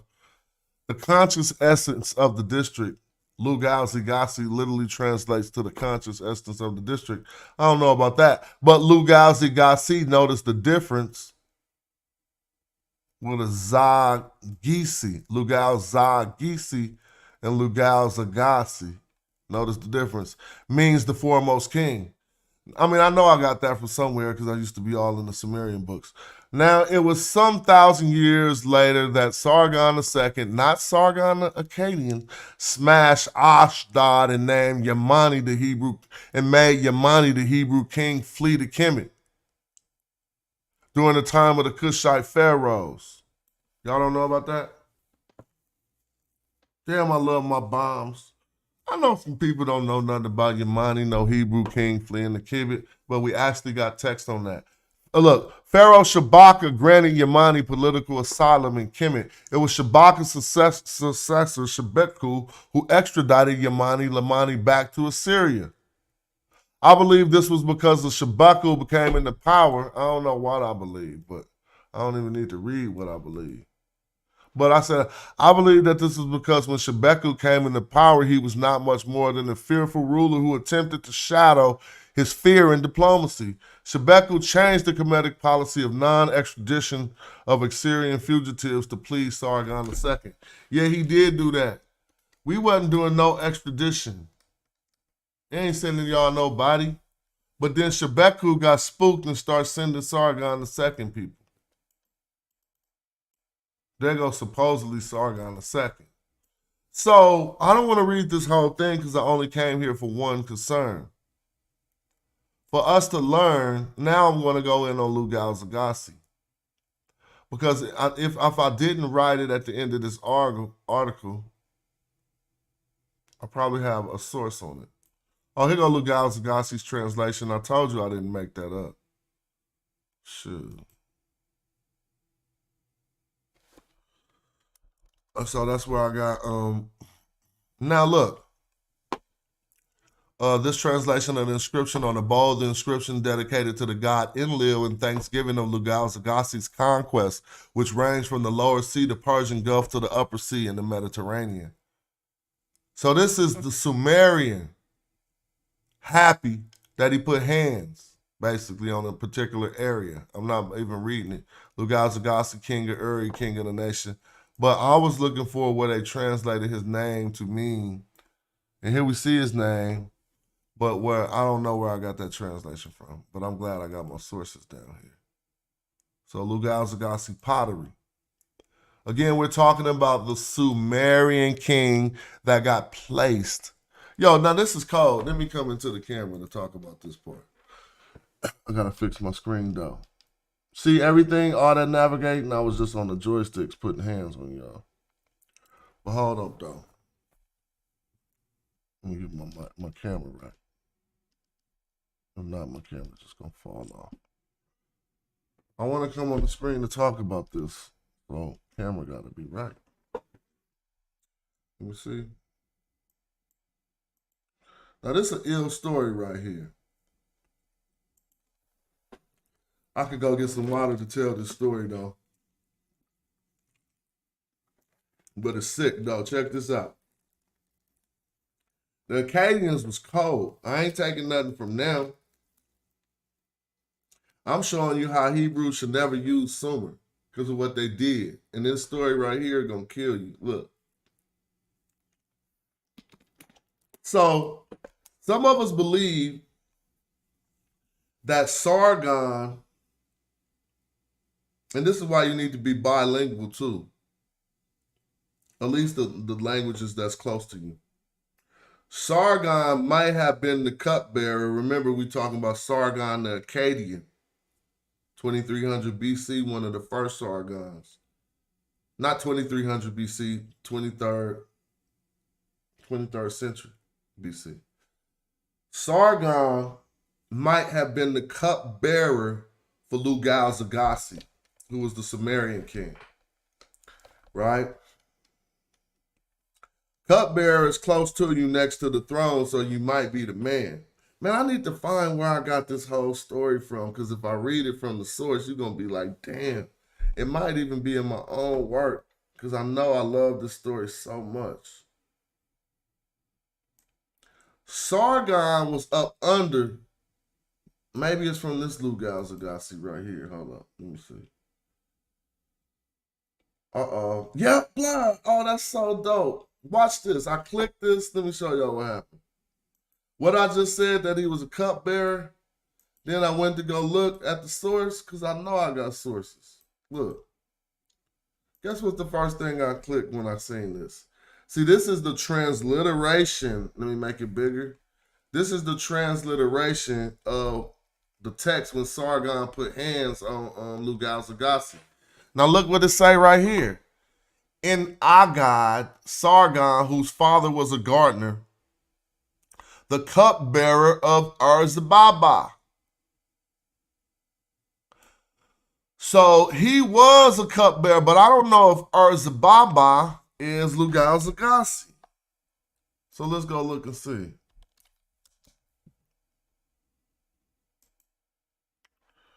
Oh, so Ur-Zababa is listed in the Sumerian king list as the second king of the 4th dynasty of Kish.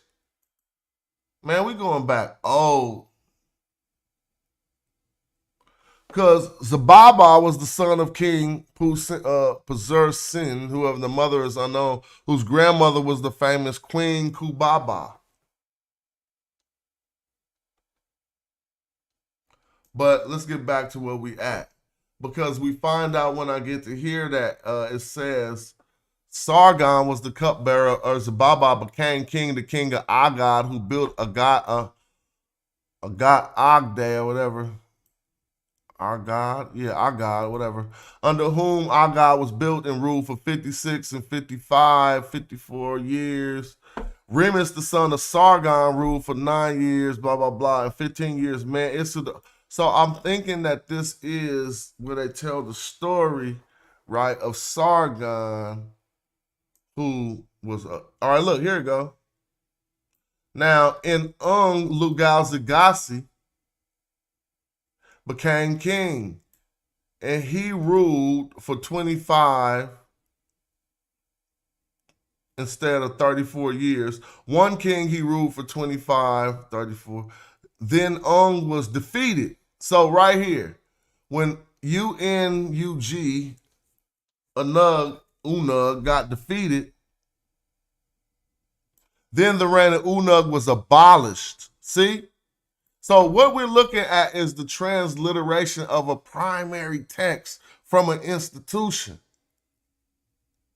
So when the reign of Unug was abolished, Sumerians failed to, I don't say failed to exist. They lost.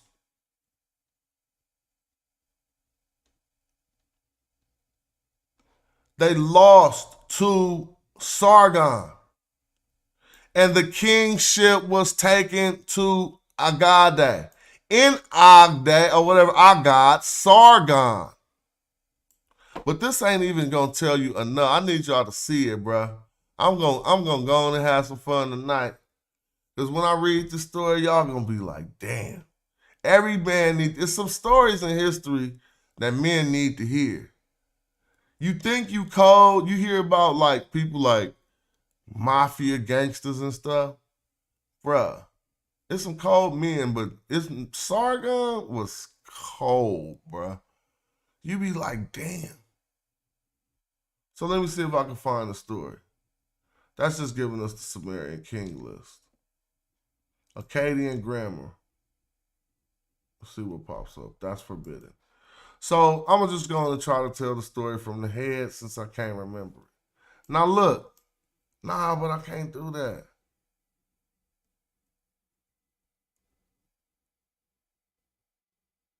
All right, I'm going to try. Sargon was the cupbearer to Lugal-Zagasi, right? And this is some, man, I gotta find the story. I'm gonna find the story, bro. Sorry, just bear with me. Because it's way too good. It's like a movie, bro. Like something you'd be like, what? Lugal-Zagasi's death, Stele. I don't want to give it all away. Oh, yeah. Oh, my gosh. Dude, now here we go. Found it, Lugal-Zagasi. Shout out to this person. Whoever he was a beast. He was the last Sumerian king. The cupbearer bring you your cup like the pimps be having a cup. He bears the cup, so he bring him that big chalice cup. But I mean, I'm saying, you got to trust the cupbearer because he could poison you. So that was a real tradition. I mean, that's really something. Ain't nobody can't bring you no drinks. You the king. So your cupbearer was your homie. But I mean, we could read it, and since people think I made that up, cupbearer. Look, the cupbearer. Look. It's going to say exactly what I said. He poured the king drinks. The cupbearer was historically the high officer in the royal court whose duty was to pour and serve drinks to the royal table. Dog, see, in ancient times, that's a high-ass position. You trying to tell me somebody, look, on account of the constant fear and plots and intrigues of poisoning, a person had to be regarded thorough, trustworthy to hold that position. So if you was the cupbearer, I didn't think you was going to poison us. See, Lugal-Zagasi didn't get poisoned by his cupbearer, Sargon. Now watch this, bro. This is the craziest. This is the reading that I just been. I hope I don't hype it up too much. Let me stop hyping it. Let me just read it. How high do I have to start from? Man, I ain't going all the way up here. Yeah. There was an oh yeah, this is good. There was an insurrection in Akkad. A man named Sargon, a mere cupbearer, had overthrown his king Urzababa in the city of Cush. Okay, Urzababa had been a vassal king of Lugal-Zagassi. So that's how that worked. Lugal-Zagassi was on top of Urzababa, and Sargon was his cupbearer, and he killed Urzababa. Now, since Sargon went on to unify or conquer the Akkadians, he went to unify them because he was an Akkadian, and was now leading an army towards Sumer. Listen to this dope-ass story. Let me do it in my reading. All right. To meet the threat, Lugal-Zagassi gathered together his own army. The army of 50 Insi. The army of 50 Insi. This was either an unprecedented show of unity among the Sumerians, or it demonstrated Lugal-Zagassi's total control of the Sumerian city-state. There were two pitched battles. The Sumerians were defeated both times. It's been speculated that some of the Insis were less than enthusiastic in the defense of the realm, and they abandoned the battlefield, or they switched sides, believing that Lugal-Zagassi was a greater threat to their independence than Sargon. If they truly believed this, they could not have been more sorely mistaken. So they switched up thinking Sargon was going to be cooler than Lugal-Zagassi, and they learned they were horribly and bitterly disillusioned. They were soon to be bitterly disillusioned. Okay? Watch this. The following section is from Warfare in the Ancient East to 1600 BC, Holy Wars at the Dawn of History by William James Hamblin. It says, it begins in the Babylonian inscription: Sargon, king of Akkad, steward of the goddess Ishtar, king of the world, appointed priest of the god Anum. Who is Anum? Whoever. Lord of the land, governor of the earth for the god Enlil, whose victory was over Uruk in battle, conquered 50 governors with the mace of the god Elaba, as well as the city of Uruk, and destroyed Uruk's walls. Further, he captured Lugal-Zagassi, the king of Uruk, the Sumerian, the one that they keep on claiming, the Hebrews and these Semites I'm talking about these Semites along the line of the Akkadians. They keep claiming Lugal-Zagassi's land, but look at what happened. Further, he captured Lugal-Zagassi, the king of Uruk, in battle and led him off to the gate of the god Enlil in a neck stock. You know what a neck stock is? This is a neck stock. It's called a neck yoke. You know what a neck yoke is? He's using this neck yoke for good reasons. But a neck yoke, like Lugal-Zagassi, now watch this. Neck yoke, Lugalze. Watch this, Lugal-Zagassi. Right? Let's see if we can find his neck yoke. Here it go. Look, got it. Watch this. There it go. That could look like your Jesus, huh? No, he got the neck yoke. What's up with I wish you was here at the beginning of this one, Lugal. Now they see why your name say Lugal Ki Ingi Ki Uru. Only thing I can make out of that is the king and the word ki for like land or something, or earth or something. I don't know. But I used to study it though. But y'all see this neck yoke here. Now what does this say? Prisoner exiting a cage. No, that's not that. This is Lugal-Zagassi in his neck yoke. Why are they messing that up? Now, right here, it says probably King Lugal Zagasi of Uruk. Okay. Being hit on the head with a mace. So guess about this story. Let's go back to the story because it's going to get crazy ill. This is why I get offended when they be trying to claim Sumerian history, because y'all killed the Sumerians. Now watch this. So he got took back in a neck yoke, the king, by Sargon. Sargon was hard. But watch this. This is when you start to really learn that Sargon was a true beast. Let us read on. Following his victory over Uruk, Sargon faced a new challenge. The Sumerian vassal rulers had asserted their independence after the fall of their lord Lugal Zagasi to Sargon, requiring him to undertake at least 4 additional campaigns in Sumer to secure Lugal Zagasi's entire former domain. So guess what he did?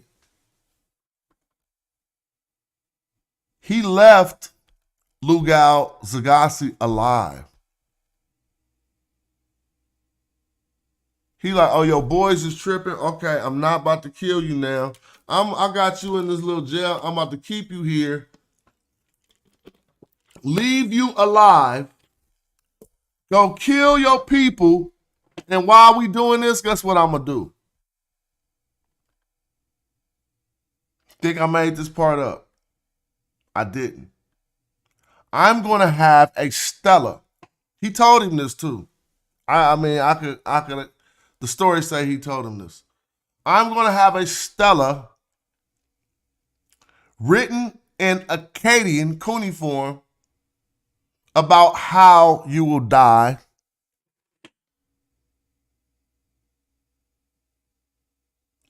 I'm going to have a Stella written in Akkadian cuneiform about how you will die. And it was something about him not being able to read it, but I can't remember that part of the story. But anyway, he went out and fought these wars. Let's read what it says here, and then I'm going to give you the punchline. Sargon, king of Akkad, was victorious over Ur in battle. He conquered the city and destroyed the walls. He conquered Eniamar, destroyed its walls, and conquered the district of Lakush and the sea of the Persian Gulf. He washed his weapons in the sea. He was victorious over Umma in battle. He conquered the city and destroyed its walls. Let me see. The important after-battle ritual washing of weapons was designed to cleanse them of the blood and purify them. When inscriptions describe Sargon's weapons being washed in the upper and lower seas, it is meant to indicate that Sargon had reached the end of the known world and could therefore ritually cleanse his weapons since there was nothing left to conquer. All right. It is probably also a direct allusion to Lugal Zagasi's claim of having conquered the entire world from the upper to the lower seas. Now, the destruction of the walls of the conquered cities, while not unknown before, became standard policy under Sargon. Presumably, the city walls were not entirely destroyed, but were left with major breaches or without gates, rendering them indefensible and therefore making rebellion a very dubious proposition. I gotta remember. I like when words are put together good, and I always remember it because I'm a rapper. Like dubious proposition, that's lyrics. I could rhyme that all day. But anyway, because of the syllables and the way it rolls off your tongue. But anyway, the fact that so many cities in Akkadian Empire repeatedly rebelled despite the ruined city walls is an indicator of the great hatred the conquered people have for their Akkadian overlords. You see that? Well, but he still didn't even tell the rest of the story. Now here it go.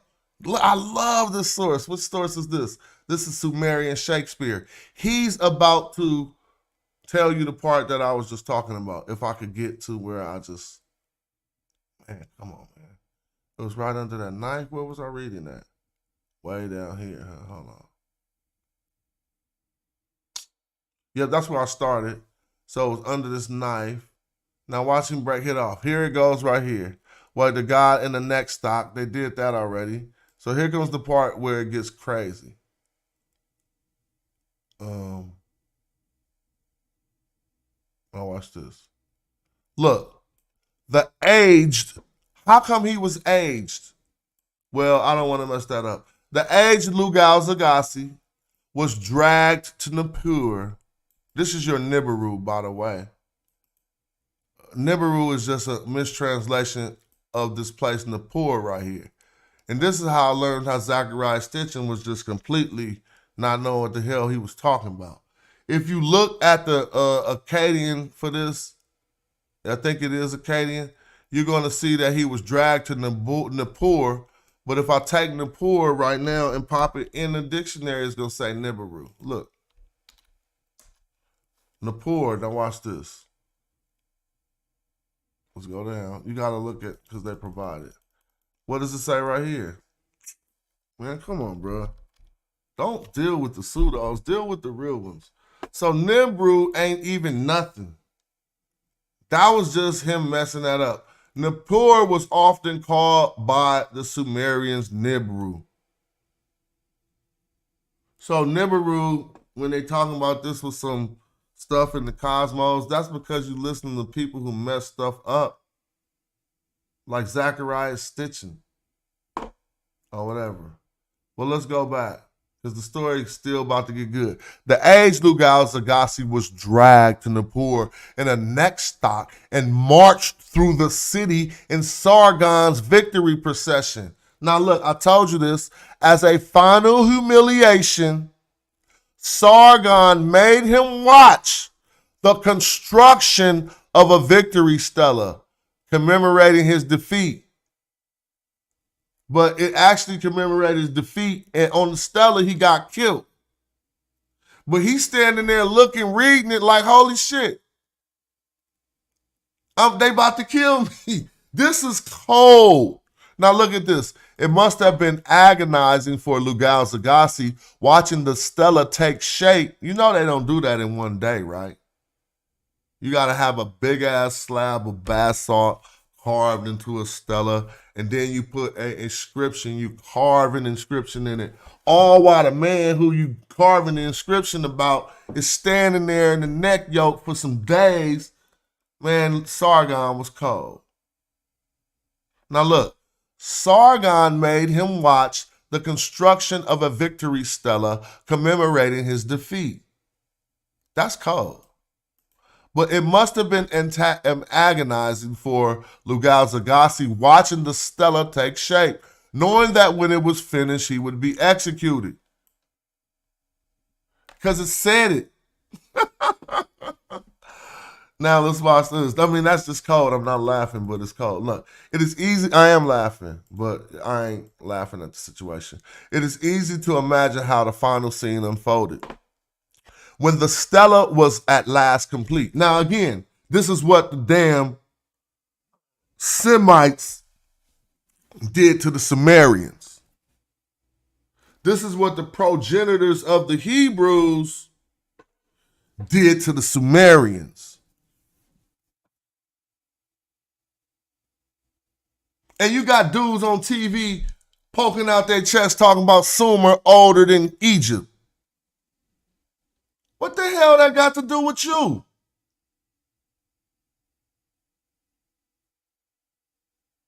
The Sumerians spoke a language isolate and had nothing, that literally means nothing to do with you.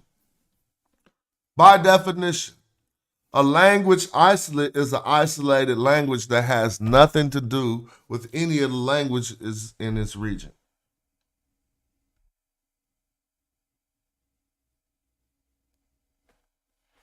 When the stela was at last complete, Lugal Zagasi was hauled from his prison cell and paraded through the city streets to the howls and derisions of the people. I guess.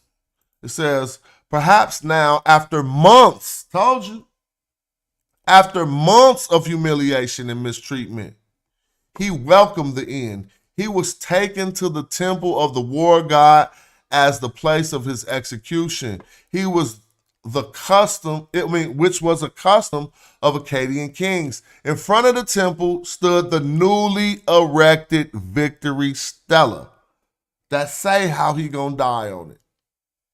But he wasn't even dead yet. So the cold part, if we just found the stela, we would have thought that that was written after the events on the stela took place.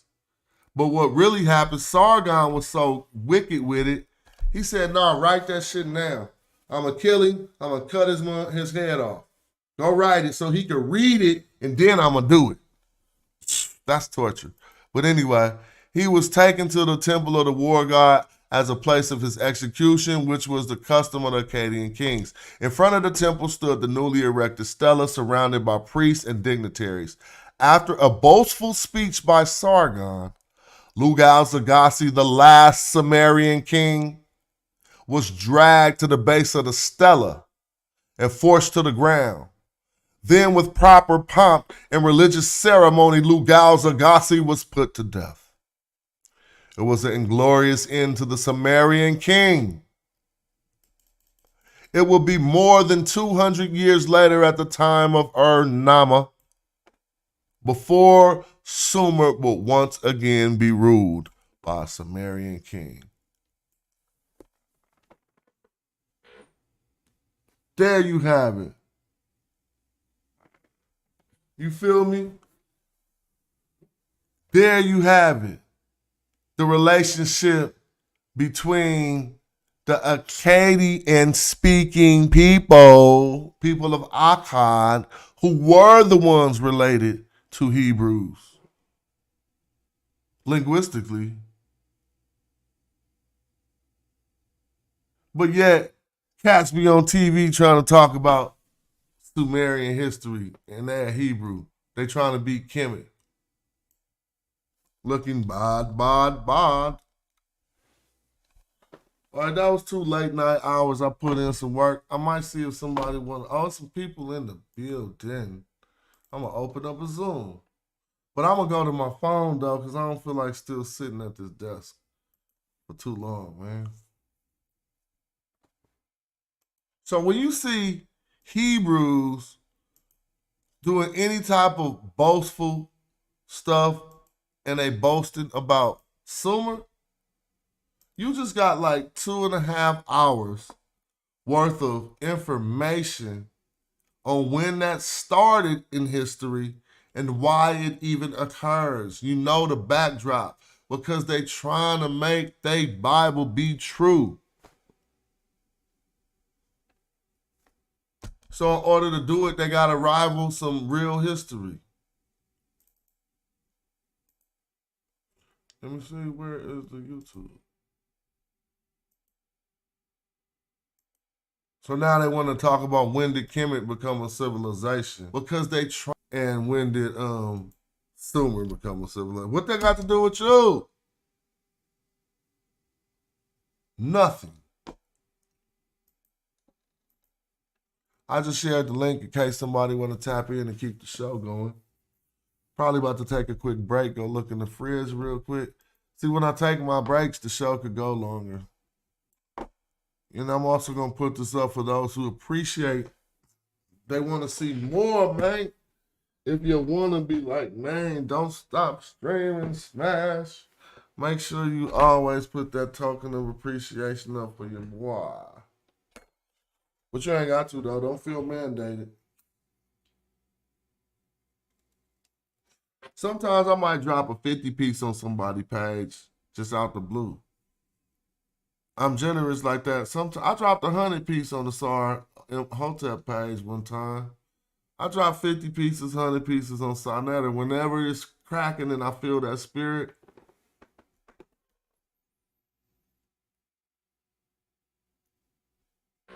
shout out to y'all. Somebody dropped a 50 piece on me earlier. Shout out to you. It don't matter though. $1, $100, $1,000, $1 million. Hit my cash out with $1 million real quick. You balling.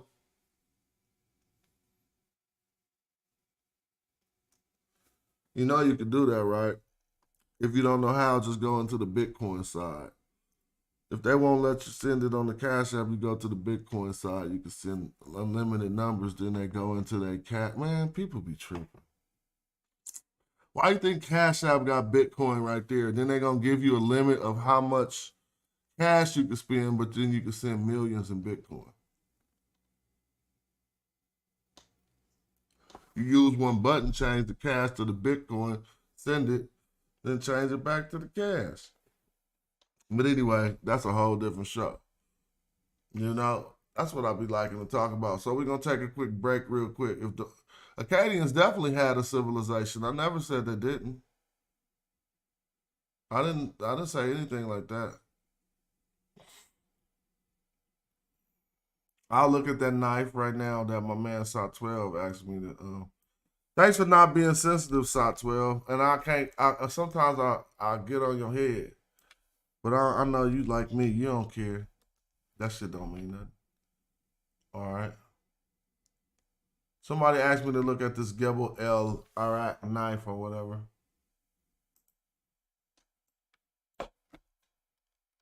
Let's look. Oh, let me change the screen back for you. And shout out, I appreciate the contributions. Always. Let me change this back for y'all. Dang dog, I can't. I mean, I gotta get more organized. I'll be losing the screen every day, and I stream every day.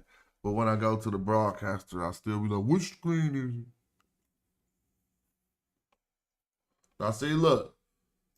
Gebel El Iraq knife. I'm just giving y'all the wiki right here. They say what is an ivory flint knife dating in the Nakata II period of Egyptian prehistory, 3500, 3200 BC, showing Mesopotamian influence. The knife was purchased in Cairo by George Woodrow in the Louvre, where it is now on display. So they like to make big noise over the motifs on this knife. Like, you know what I'm saying? And I don't care really about. See, this is what I was saying.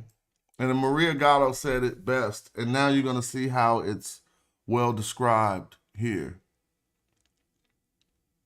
She said when elements of Eastern or Mesopotamian culture arrives in Egypt, they arrive as accessories. They don't arrive like fundamental elements to the culture. So people is tripping off some decorations on this knife right here, calling this some type of a Mesopotamian influence or something. And I'm like, huh?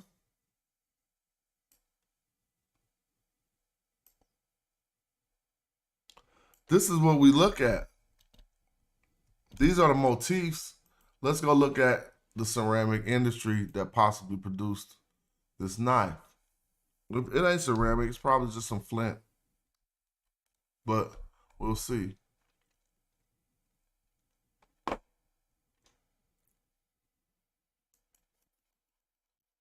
It's actually elephant ivory and flint. Funny, right? I don't even want to go any further. It's made of elephant ivory, right? Do they got elephants in Mesopotamia? I don't know. I'm asking. Huh? Syrian elephants. So we might have some Syrian elephants that could make it into the Saudi Arabian Peninsula. I mean Saudi Arabia, but let's be clear, Syria is not what you call it. I want to read this. How the Mesopotamian word for elephant is supposed to do something. Indicates Dravidian language existed in the Indian civilizations. Yeah, because the Mesopotamian word for elephant is coming from the Indus Valley, huh? See what I'm saying? I ain't got to read that. That's what he about to conclude. I mean, you know I could, but I'm just looking for the information I'm looking for. I don't want to read that document.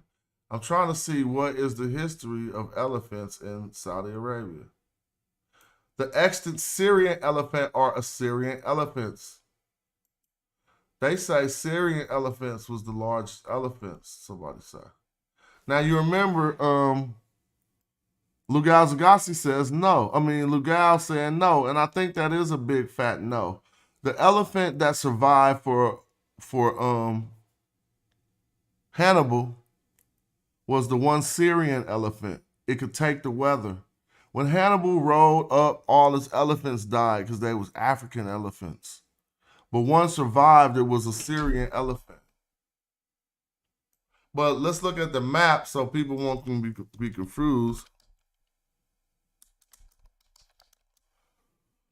Modern day Syria is close to ancient Syria, right? But modern day Syria would, over time, just like Kemet, the borders would stretch. Now, let's look at this. Just to be clear, Sumer would be way down here, bro. I know that say Iraq, Baghdad, so they got, nah, I don't know. So, look, let me show y'all. I don't know why this is doing this. Let's click Baghdad. I want to see what they say this was. Because that, bro, Sumer ain't up there. Watch this. Sumer way down here, bro. Watch this. SUMER map. So this is what we about to see. And this is what we need to get clear. Now, I need it on a bigger map so we can see it and compare it to the other map.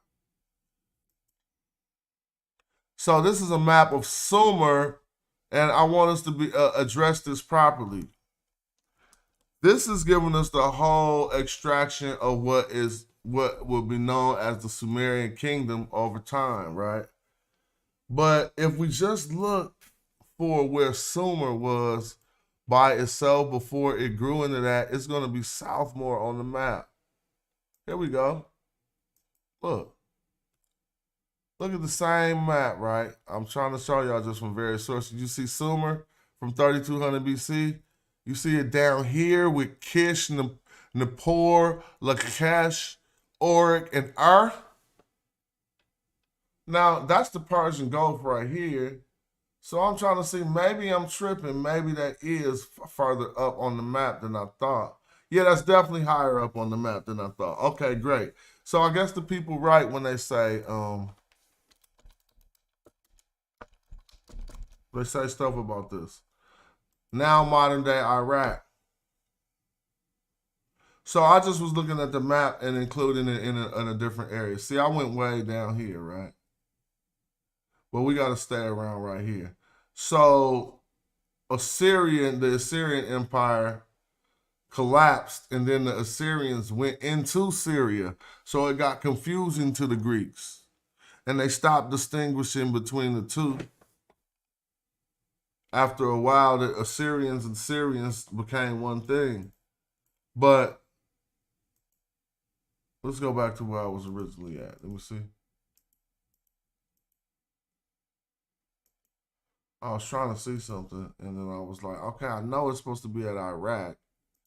But what I was doing was looking at the portion of the map and going way outside of the Tigris and Euphrates inappropriately when I should have been right here. But let's still deal with it. Because we was looking at the proximity of Syria to Iraq when we was talking about Syrian elephants. Remember? Right? And so, yeah, I mean, I would not say that this is so far that they couldn't have had elephants and brought them back there. But just like my man Lou Gal says, there probably was no indigenous elephant to Sumer. So then when we go back to the knife, if we can remember what we be talking about, you have to. If we could go back to the knife, it was, what was it called? It's right up here. Here we go. If we go back to this knife, we want to look at what it was constructed of to make the point that I'm trying to make. But again, I'm not making this point. I'm making it live. This is what I presume, and we're going to see if what I presume is true, because most normally it is, as we found that out. So we want to look at the elements the knife was composed of. The blade. The blade of the knife is made of homogeneous, finely graved, yellowish flint. An Egyptian flint. Man, I told you this. So when we look at this knife that people use to say, look, it's a Mesopotamian something, this is what I told you. Any Mesopotamian element is going to appear as an accessory. The designs, some motifs, ooh, let's make it look hotter. But the knife was forged of Egyptian flint. So the knife don't need decorations. The knife need to stab you, the knife need to cut. So to serve its function, it was made of Egyptian flint, all right? And an elephant tusk. You think that was something Sumerian? Thank you. He said the icons on the blade are not Sumerians. It's the garb of Uruk, not Sumer. I'm glad you pointed that out. Pan-African James just tapped in. Thanks for tapping in. I forgot I had the Zoom open. Yeah, now you can host the show. Keep it popping for me. I'm going to share the screen with the Zoom. Now look, the blade of the knife is made of homogeneous, finely grained, yellowish flint. Homogeneous from one location, bruh, right? Homogeneous. Come on, man. Homogeneous. Of the same or similar kind or nature, of uniform structure are composed throughout a culturally homogeneous neighborhood. Come on, man. Homogeneous. Now I need to hear them say it. Because I'm saying homogeneous, but I know it's homogeneous. Homogeneous. Oh, homogeneous. Okay. Homogeneous. I said it right. Cool. Seems like it would be homogeneous, but it's cool. Homogeneous. Now, so it's made of Egyptian flint, the knife. The shirt is widely available in Egypt and appears across the archaeological records as material and lithic tools, usage from the Paleolithic to the New Kingdom. The blade was produced from the original stones in 5 stages. See, this is the part that people ignore. They try to get you to focus on the accessory elements just like an outfit. Look at my watch. Look at my belt. Look at the hat. But your shirt crummy and them jeans bummy. The accessories are often important in substantiating decor, but they have nothing to do with the function of the tool or whatever you scrutinizing. These are accessories. So now it was made in 5 stages. First, they roughed the original stone, an Egyptian process of forming this knife. I want you to know this was made indigenously of homogeneous yellow flint. Preforming of the blade by precursor flaking, polishing of both sides of the blade. This operation is required before the ripple flaking. See below. So this is not a ceramic industry. This is a lithic industry. That was an Egyptian lithic industry that put Mesopotamian motifs on a finished product. How much my jeans cost? Hyro jeans used to cost maybe $75, maybe $50. I don't know, but they sold out. For the record. That was my company, Hyro Jeans, and my idea, but, it didn't really go so well when we launched it. But if you're going to be around for a long time, you try things and longevity helps because you can work things out over time. But one side of the blade was left unpolished and did not receive further work, thus showing smooth ground surface, maybe to imitate a metal blade. Ripple flaking on one side of the blade. This consists in uniformly removing long strips of stone. I gotta remove one of my sisters, Danisha, I think, asked me to remove your moderator so that you can see the thing when you walking. I forgot to do it, so I'm gonna do it in case you're listening. My bad. Creating a regular pattern of S undulations on the surface of the stone. Analyze it. See, all of this, that's technology. The S undulations on the stone, which probably turned into serrations on our knives. This technology was, this blade was formed in Egypt, so ain't no reason to really trip off of Egyptian products. Analysis of the shock waves on the surface of the blade revealed they were produced from the top to the bottom of the blade, from left to right in a counterclockwise fashion. This work was probably made with the pointed copper tools. The ripple flaking on the side of the blade has no incidence on its sharpness, indicating that they may serve an artistic purpose. All right, so I don't even know why they call it the Gebel El Arak, probably because of where they found it. But look, it says, the blade of the Gebel El Arak knife, as well as other ripple flake knives of the same period, are considered the high point of the silex tool-making techniques. Now watch this. Specialists of the pre-dynastic period of Egypt, such as Beatrix Medan Reyes or whatever, argued that the quality and amount of work required for the creation of the blade goes beyond what is required for the function of the knife. Thus, the purpose and the value of the knife would be artistic. So this is what I'm saying. Hold on. That's kind of like what I was saying. But he's trying to make it more important. I'm not trying to minimalize it. I'm simply showing you can stab a person. If the knife is sharp, it don't need decorations on it. But he's saying the quality and amount of work required for the creation of the blade goes beyond what is required for the function of the knife. Thus, the purpose and value of the knife would be artistic, the blade being a demonstration of the technical skill aiming at the beauty of the result. This hypothesis is strengthened by the detailed use-wear analysis of the blade, which demonstrates that the knife had never been used. So because the beautiful knife had never been used, they think it was a piece to show how raw they was, an artistic piece. They're showing us all about what the blade, man. Let's get into the handle, though. The handle was made of ivory of an elephant tusk and not from a hippopotamus canine tooth as first thought. The handle was carved along the axis of the tusk, as evidenced by the dark spot located on the head of the master of animals, which is the tip of the pupil cavity, or the pulp cavity of the tusk.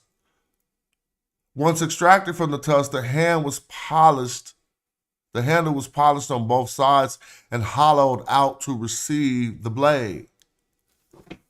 All right, that's cool. We could go in, but I don't want to do unnecessary reading. I wanted to know if they talk about the origins of these elements, which they most likely did. They told us it was an elephant tusk and Egyptian flint. But y'all want to think that how dense are these motifs, anything else but just decorations drawn on some Egyptian technology or Egyptian tools? It's nothing. I ain't even tripping off this. And I never did trip off this because I knew this to be the case. But let's see if I can find anything else that I would probably want to read about that. I don't really want to see it. Well, we just looked at that. Shout out to you. Now, but they got this Egyptian type bow. Let's analyze the stuff that's on here. Because, all right, the shaven head man towing a high. This ain't an Egyptian style boat. That don't look like. As seen in the Sumerian, but it might be just a different, it looked a little different. This is a reed boat. Like, this is a different boat down here. We can see that. And they say the shaved head man towing a high, proud boats. Man, them is canoes if he could tow two of them. Them kayaks, bro. How one man could tow two of them. The master of animals wearing a long skirt and trousers as well as a brimmed hat. Yeah, okay. I ain't mad at that. That looked really not like nothing Egyptian. I ain't mad at none of these because we understand that, See, it get ugly though when they start breaking it down. Because look, parallels. Several of the themes and designs visible on the Gebel El Iraq knife can also be seen in other contemporary Egyptian works of art, such as Tomb 100 at Heracleopolis, 3500 to 3200, with the scene of the Masters of Animals showing a man fighting against two lions. Oh, James, where you at? You still there? I remember James had came in, but I don't see him no more, so he must not have came in. With the scene of the Master of Animals showing a man fighting against two lions, the individual fighting scenes are boats. Stylistically, the Gebel El Iraq alike should belong to a port. Man, what is y'all problem?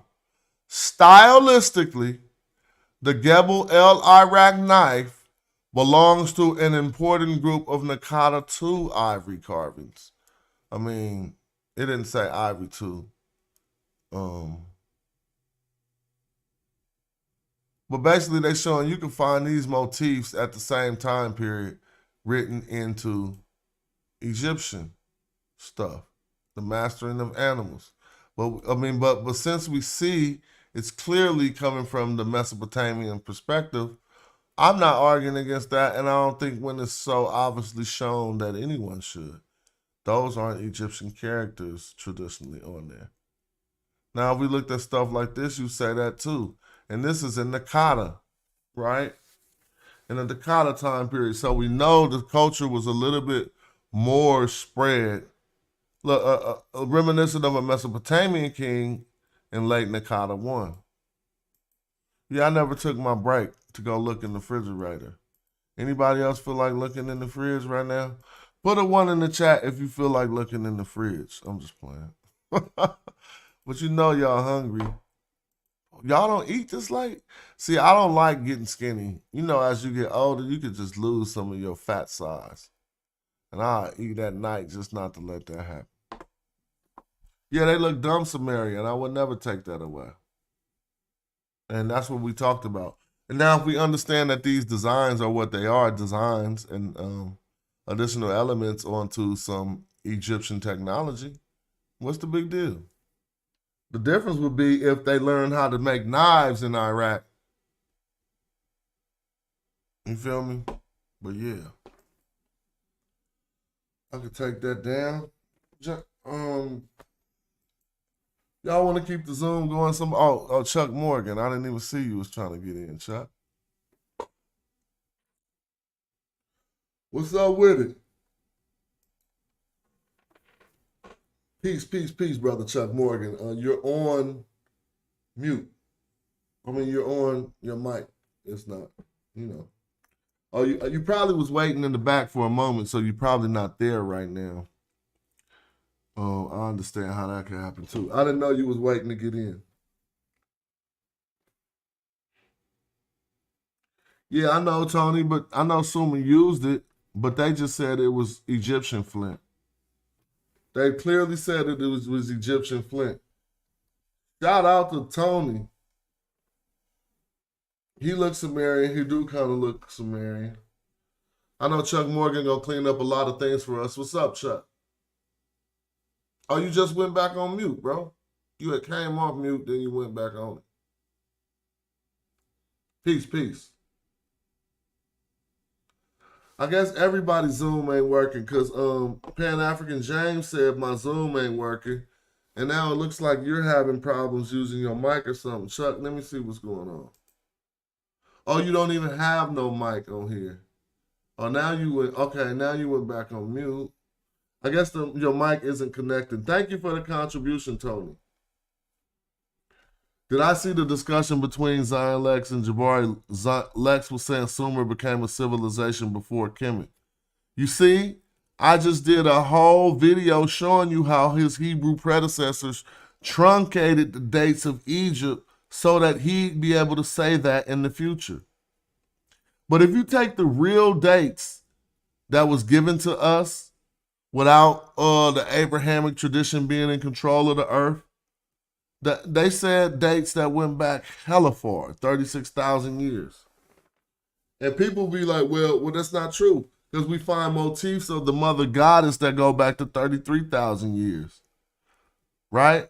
So someone was sitting around carving out icons of a woman in wood 33,000 years ago. You could call it civilization or not. But if you got the time to rest and to carve out a piece of, if you got the time to sit down and carve out some artwork, who's the one that could say that your situation wasn't civilized? You would have to be in a civilized situation to sit down at 3300 BC and to carve a woman out of a piece of wood. Would you think it was a lion about to jump on your head? Or that you couldn't communicate to the rest of people? No one has the time to do art when they uncivilized, even to this day. Well, that might not be true. You know what I'm saying? Like, if you got to worry about food, clothing, and shelter, which would be the basis of, you know, these are the answers that civilization, the question civilization answered. How are we going to get food? How are we going to get clothes? How are we going to get shelter? But anyway, we got you yet, Chuck? Damn, something weird is happening. You might want to log back out or come back in because we don't hear your audio. And it doesn't even appear as like you normally it would be a microphone up here next to your name. And that microphone, when you say something, it will move up and down. But I don't see that microphone. I only see the microphone when you press mute. So maybe Zoom doing some weird stuff. Tony says Zion killed Jabari, which may have been the case, but that was only a battle and not really the war, so to speak. Like, that was just one discussion that Jabari got ambushed in. Let me put the link back up so we could get Reggie in the building on the New York late night. Or it's early morning. It's one of the two on the East Coast. Yeah, they talk about that knife. Now, I could take away a lot of that Egyptian, that Mesopotamian motif stuff, but that, though, the garb they were wearing, just like he said, it did look like the garb of the, he said the people, or Chuck, you there yet? We still can't hear our good brother Chuck Morgan. We're going to try to get Reggie in the building. Let me get the link. Late night cooking. I'm going to have to go to my phone, too, and walk around. I still ain't went to the fridge. Here we go. I should have pinned the link. Let me put something in the chat. I'm just going to put 3Ds. Now I can pin the link. Because it normally be hidden, so I can't pin it. Chuck, maybe log back out and come back, bro, because we can't even hear nothing from you. And it seems like you're talking right now. Let me see. We don't hear nothing.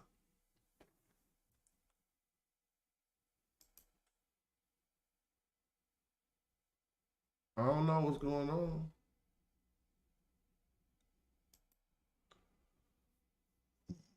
So if you can, maybe when you get the opportunity, Mr. Morgan, if you could log out and log back in, I would appreciate it because we really want to hear what you have to say on the subject.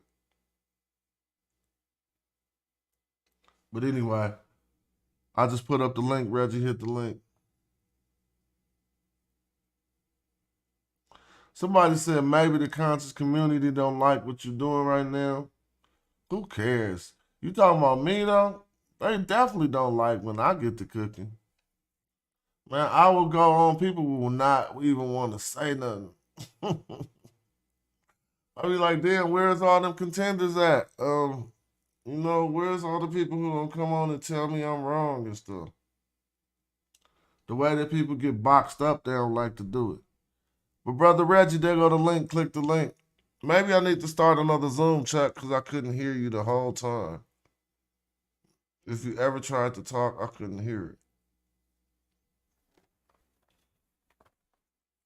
In a minute, I'm about to go. Now, y'all want to know how deep my imagination is?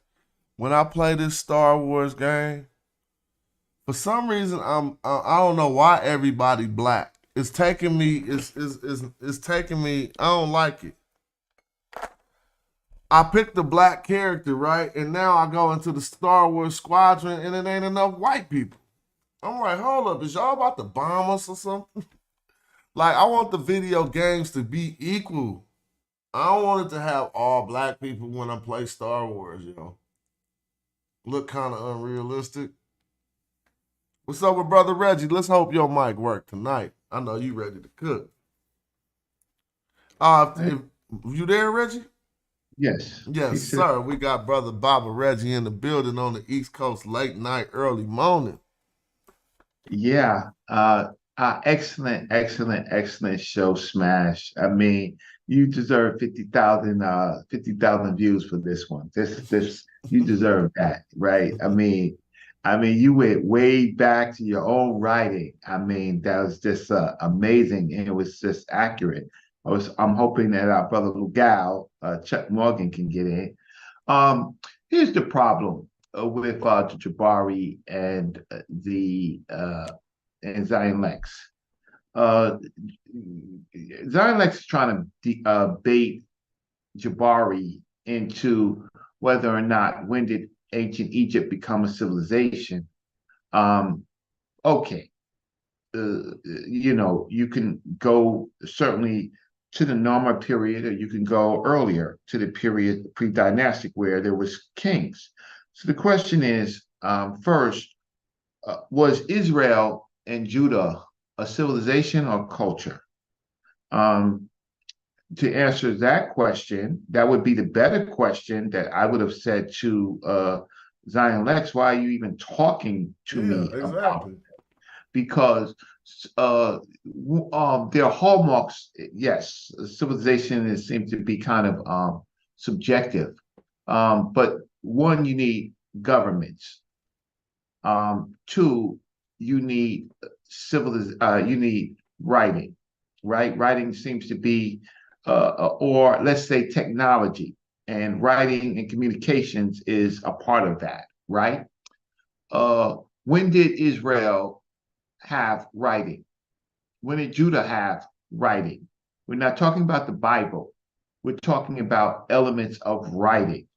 Where did they get the writing from? Most of the early Israel and Judah writing, when it comes to calculations, they were in the mathematics was in Egypt. They used Egyptian numbers to count, right? People don't know that, but they use Egyptian to count. Second, their script is Proto-Sinaitic. We know that at least Moab was writing because we have the Meshi Stela, right? We don't have anything complete at the period of the time of Israel. We and Judah, we don't have that. So while he was trying to bait Jabari into a question of when did Egypt become a civilization, he couldn't compare it to Israel and Judah. What he tried to do is hide it with Sumer and Akkadian. Now, you can say Mesopotamian civilization. That would include Sumer and Akkadian. You could call that centralized government. You could show technology, right? You could show writing, right? So that satisfies that, and also a time period. Judah and Israel, how long did it last? What was the period in which there was a Judah and Israel? What, 300-400 years until its collapse? It didn't have time. The other thing is, what other cultures or civilizations benefited from any of the technology or culture of the so-called Israel and Judah? The culture and the technology, it wasn't, how can I say, it wasn't high level for other cultures to actually benefit from it, right? So I'm just telling the audience here that it was trickery. Israel and Judah is not a civilization. It was just a culture. Like, for example, African Americans. African Americans is not a civilization. African Americans is a culture. Exactly. Right? So their God their god uh, didn't give them the hallmarks of a civilization.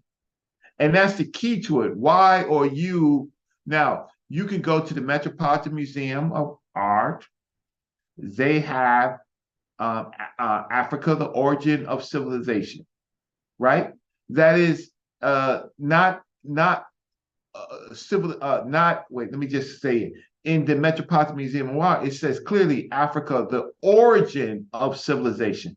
The origin of civilization is not uh, in Asia.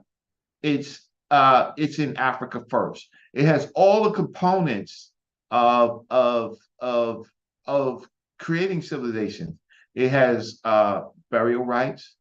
It has funerary architecture, tumuli, and then it has things like step pyramid, and it has tombs. It has burial practices. It has writings, and it has yes, before Egypt, you could say Nakata 1, 2, and 3 were cultures. The Badarian was a culture. Marinde was a culture. So it had cultural building blocks to become a civilization. It had technology. Africa had fired pottery. So you have the wavy line and dotted wavy line pottery from a period thousands of years earlier, right? The 8,000 year period, right? We have that, and that allows for a particular technology for writing to emerge, because they was just doing a dotted wavy line pottery on clay that was fired. They colored their pottery. We have the famous blacktop pottery, right? So for Hey, hold on. Did you hear Asar M. Khan say white top pottery today? I never heard of that, bro. We can look it up. You can. I mean, I know I didn't even go there yet because I just wanted it to. You know how sometimes Googling it to mess up the joke. Right now we're just having fun with it. He had the gumption to say it, so I'm pretty sure think something's there. But have you ever heard of white top pottery? Well, yes, there. Not white top pottery, but there was pottery that wasn't colored. All right, you're right? gonna make me Google it now because it ain't no white top So pottery. the pottery is not colored. So we have pottery that's completely red, right? And we have pottery that was completely black. You needed a technology to create the black top pottery. Because you had to add the charcoal in it. Because Look, let me show you something. This is how I know how people be crazy. Because if Google can't even start to figure out what they think you talking about, you know what I'm saying? Like, let me show you something. I got white top P in Google so far, and Google don't even know where to go. White top P. Oh, look. Now we'll put white top POTT. Look, they still can't figure it out. So I'm just telling you, if there was something called white top pottery, Google would have picked up on that by now. Right. So why don't you so you could get it another way. You could say ancient Egypt. Nah, it ain't true. Ceramic white pottery, he just made that up. Let me show you how Google works. I'm gonna write black, BLACK. Now when I put TOP, now I'm gonna put a P after here, and they're gonna try to find anything about that. Now it say, okay, now I gotta put the O. They found it right there. See what I mean? Along the list of words like that, they say, okay, somebody put in blacktop pottery, and now it's taking us to a source that's actually about that. So maybe I should be able to put white top pottery right here. You probably he made that up, but why people be making stuff up? Why would you even say that on the show like ours? You know I'm not letting that slide, bro. Look, no, I understand. I understand as far as the technical, but go down to ancient Egyptian pottery. Okay, yep. It ain't look black top. It ain't got nothing. Now it says white cross line. If he would have hit us with the and the white cross line, I would have been with you. But you came. You made that a white top pottery. Anyway, I'm gonna let that go. I mean, I don't think that's a technical term. He may have to show that, but if we go down to more pottery, some of the pottery in ancient Egypt with the wavy handle is, I'm not going to say white, but I'm going to say unfinished. I'm going to say unfinished. But my point is, Smash, is that Israel and Judah were cultures, and they didn't last very long. It didn't last very long to be called a civilization. So even tease Brother Jabari on that, that's just that was just a fake analysis. Do you understand what I'm saying? Yeah. But then our brother Bobby came in trying to say stuff about shout out to Bob, I ain't seen you in a minute. Saying stuff about Nabta Playa not being the precursors to Egyptian civilization. There go that Jabari hate again, because what is the book Black Genesis about? I know we got big ass Yes. libraries. So it's about Nabta Playa, it's about the cow stone. Yeah, it's about Nabta Playa being the origins of Egypt. A whole book on it. Well, but see, the problem is with that, right? And I just think that sometimes Jabari and Zion were having a conversation with a lot of tricks in it, right? The Nabta Playa period is out of the period of Egypt. You have those other cultures, the Marindi and the Badarian and Nakata 1, 2, and 3, right? So where the Nakata culture ends, other cultures actually begin. But is it a precursor? Yes. Jabari actually said formative, right? He actually said formative. Yeah, I was talking to Ankh today on his channel, and I just showed that Egypt pulled from a lot of places. It pulled from the south, right? From further south than what we call Nubia, right? It pulled from the Western Desert. In the Western Desert, you have the Abu Balas Trail, thanks to our brother Sadiq, making that a big point for us to look at. It pulled from the Yellow Nile. And watch this. Nabta Playa is in Egypt. I know, that was a big mistake. Like, that was just, people keep messing up. If they got to understand Nubia is a region, they think it's another country or something. So when they say it's in the Nubian desert, they don't know that's in Egypt. Right.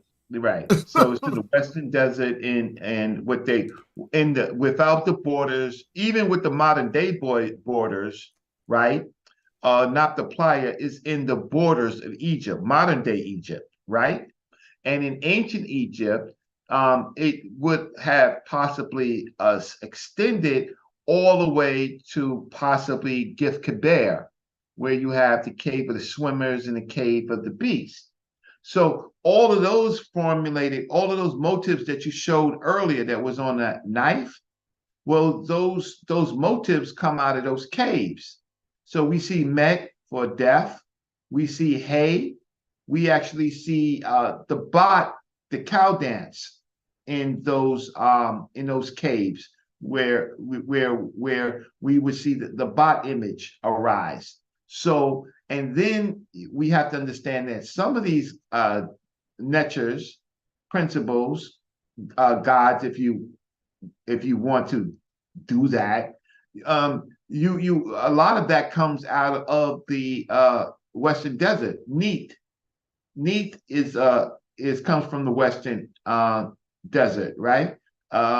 This whole thing of what's this, Kente Amenta, right? And Amenta is in the West. Mm-hmm. That's what they meant. So I would I said to Ankh, pretty much those things. I was just trying to be diplomatic. I just think I was because the problem is Zion Lex's contextualization and extraction. If Africa is the origin of civilization, and the Brooklyn and that's in the Metropolitan, if the Brooklyn Museum has the Green Sahara, something like the origin of the Nile, Green Sahara, the parents of the Nile and Nubia, right? Mm-hmm.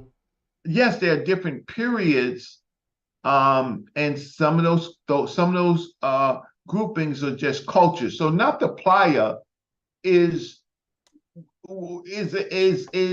is kind of like a place where groups of Africans would go to, right? It's not the playa, it's a playa, right? But have It you was ever originally heard a of white lake, top and then pottery? it became maybe a dried up lake, but it was a place where a particular group of Africans came, and then they had high technology. Why? Because they could chart using the stars, they could chart seasons, right? That's hot. No, that's uh for that period, to have a calendar, right?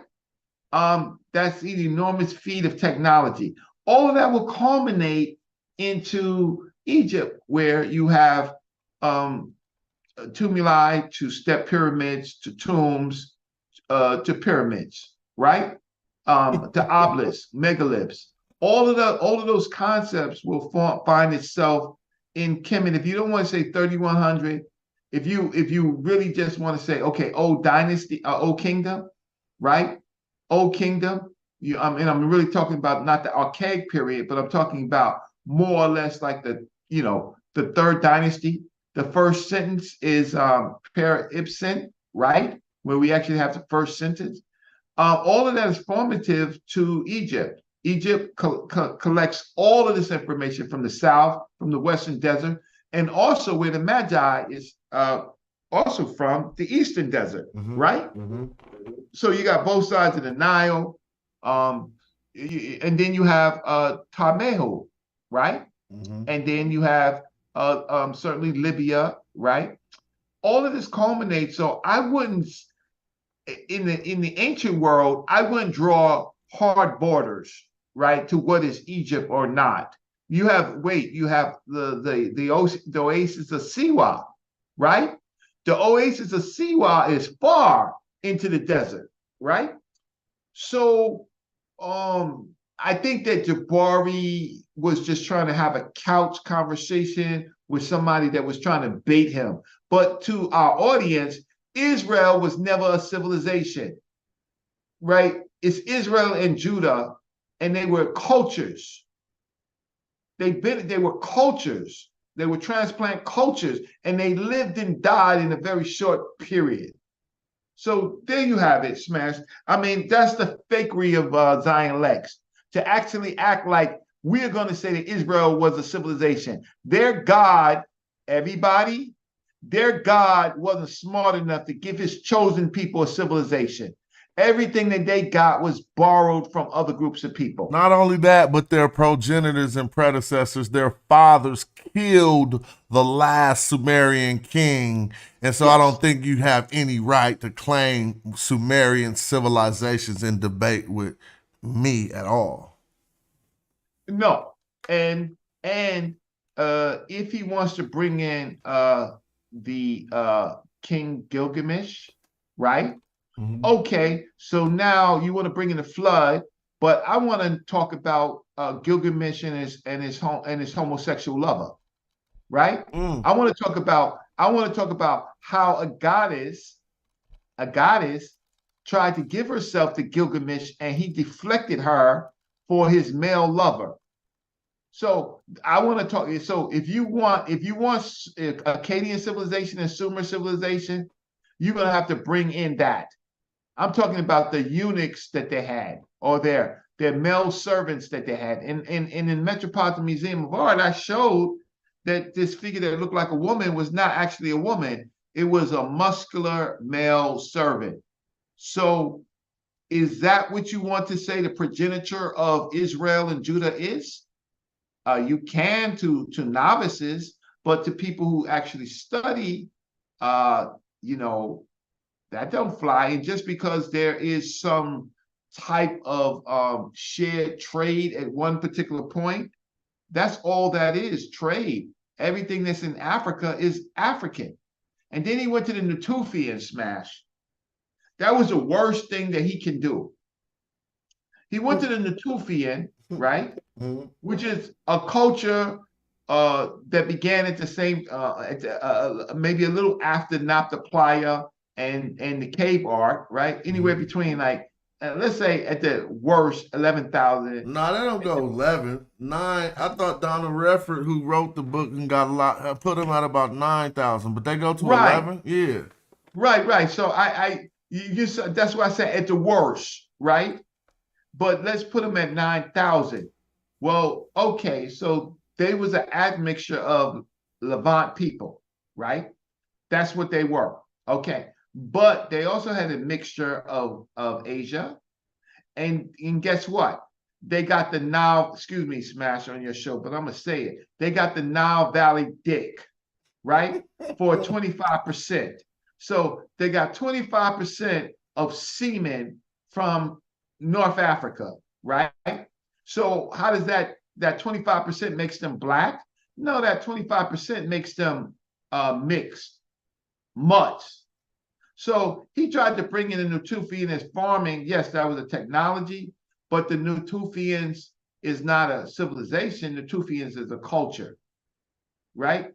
So what is his? It's too early to be a civilization. There's no evidence of a centralized government.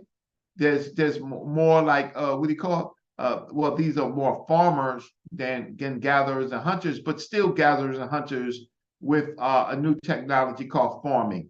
But is that the best that your God can do for you? Right? Like, is that, do you understand what I'm saying? Mm-hmm. Or maybe I'm just babbling. No, I'm listening. You're right. I hear you. Their God is a borrower for his chosen people of 145,000 years of African greatness. It says, Tony Apso says, Reggio off the drink. Okay, check this out. It's late at night for me, but Nick Cup with a K. Yo, Tony, yo, you get your, you know what? You either come on this show, or you run. Because that's how I deal with people like you. You're gonna have to show your evidence, or you know, if it was my channel, I would have been timed you out, right? So we're gonna give you a second to prove to us that Israel was a civilization, Nika, with a K. Man, and show us how long it lasted, Nika, and show us how it expanded, what other civilizations or cultures benefited from it, Nika. It was killed by the Assyrians and the Babylonians, Nika. Israel, the northern kingdom, right? Wait, the northern kingdom was conquered by, the people was transported and never came back, Nika. They didn't go to the Americas. And the southern kingdom, Judah, was captured by the Babylonians to later emerge, right? So you was kidnapped, Nika. And then you come out with a, well, when you come out? Okay, you come out with a square script. It was refined by your kidnappers, right? And now you have writing. So you show me your evidence of writing at the time. You show me your Solomon. You show me all of that. Hezekiah got Egyptian seals, Nika. Egyptian seals. Where's your seals? And you talking about civilization and all this stuff and writing, but you a vassal king. Your bosses is vassal kings back to Egypt. Who set up that system of vassalage? I'm sure they didn't. Did they go to Egypt saying, "Yo, we got this nice system. We gonna be your underlings. You take all our money via taxes, and we just gonna occupy your land that's in the distance"? Or did the Egyptians come to them and lay that down on them? They told them what civilization was. And you got ransacked by Meripatah, right? We definitely know you got ransacked by Meripatah, and you was Canaanites. You was Canaanites, and the Canaanites was a culture, right?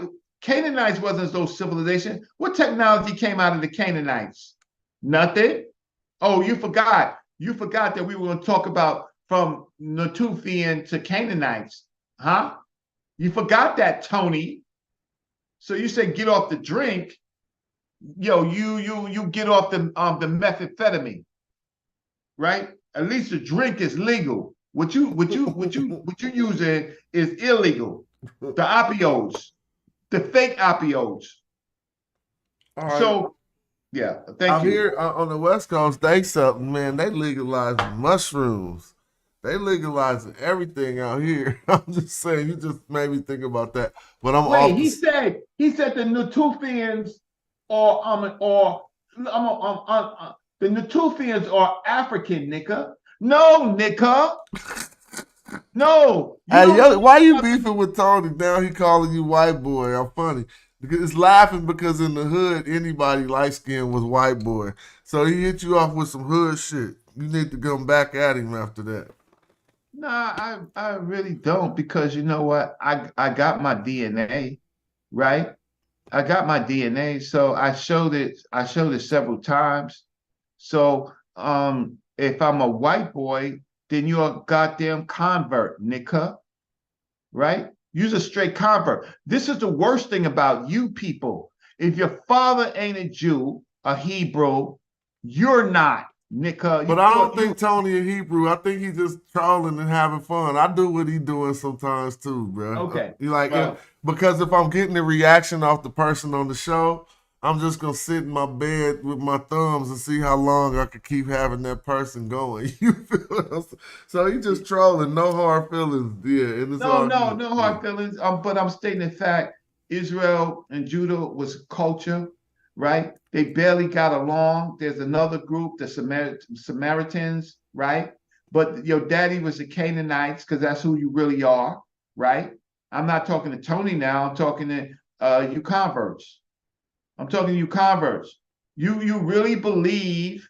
Wait, first of all, with the Exodus, we at some point history is going to write this. There was no Exodus. The Hyksos weren't Canaanites. That's a lie. The Hyksos were foreign rulers, and they was in the North Africa. So at best that they was Libyans, who were the ancient Egyptians' original enemies. They didn't know no Canaanites. No ancient Egyptians is, what are you talking? And Canaan comes later. So how can you call those people Canaanites when we don't even know when Canaan was established? See, that's a big lie. Yeah. You people are just not good researchers. So it was a culture. Israel was a culture. Don't play with Jabari and ask him when Egypt became a civilization, when everything that you got, your God borrowed from the African. And the funny part is I spent a long time at the beginning of this show showing how it was actually Hebrews and Christian apologists who went into the Egyptian data and truncated the dates of when we said civilization started in Egypt. Not we, but I'm representing the Egyptian side. Yes. So they said it started at a great time period, 36,000 years ago, and it was the Christians who divided that by 12, and now we arrive at a date of 3000 BC, 3100 BC for the start date of Egypt. We got the documents. It was Hebrews who did that in order to squeeze the reality of the world into the Hebrew creation myth. It couldn't, they won't allow it to be that old, even though the primary documents say that. Like you can see Eusebius reconciling this. You can see all of these other, Julius Sextus Africanus trying to reconcile this. All of them trying to reconcile that ancient Egyptians said they shit started 36,000 years ago. And now, and I also threw in a question like, how can we find what they call these Venus figurines, right? From 33,000 years ago and act like it wasn't no civilization at that time? Because here's my question. Is there artwork from uncivilized cultures? You see what I mean? I'm talking about real, genuine artwork where you sat down, you took a piece of wood, you took a piece of a knife or a flint, and you carved out a woman, the image and the icon of a woman at 33,000 BC. If somebody wanted to see what I'm talking about, look up the Venus figurines. There was no Venus at 33,000 BC, so this had to be indicative of another woman, some other type of veneration. So that means they were venerating and they sat down and had enough leisure time to perform art. Yeah. So what we have is, first of all, we have rock paintings in Southern Africa, right? And so before you actually have the ability to actually work with things like clay, right? And things like that that's fired, we have the precursors in the drawings in the rock paintings in Southern Africa. We see the white crown in Southern Africa, right?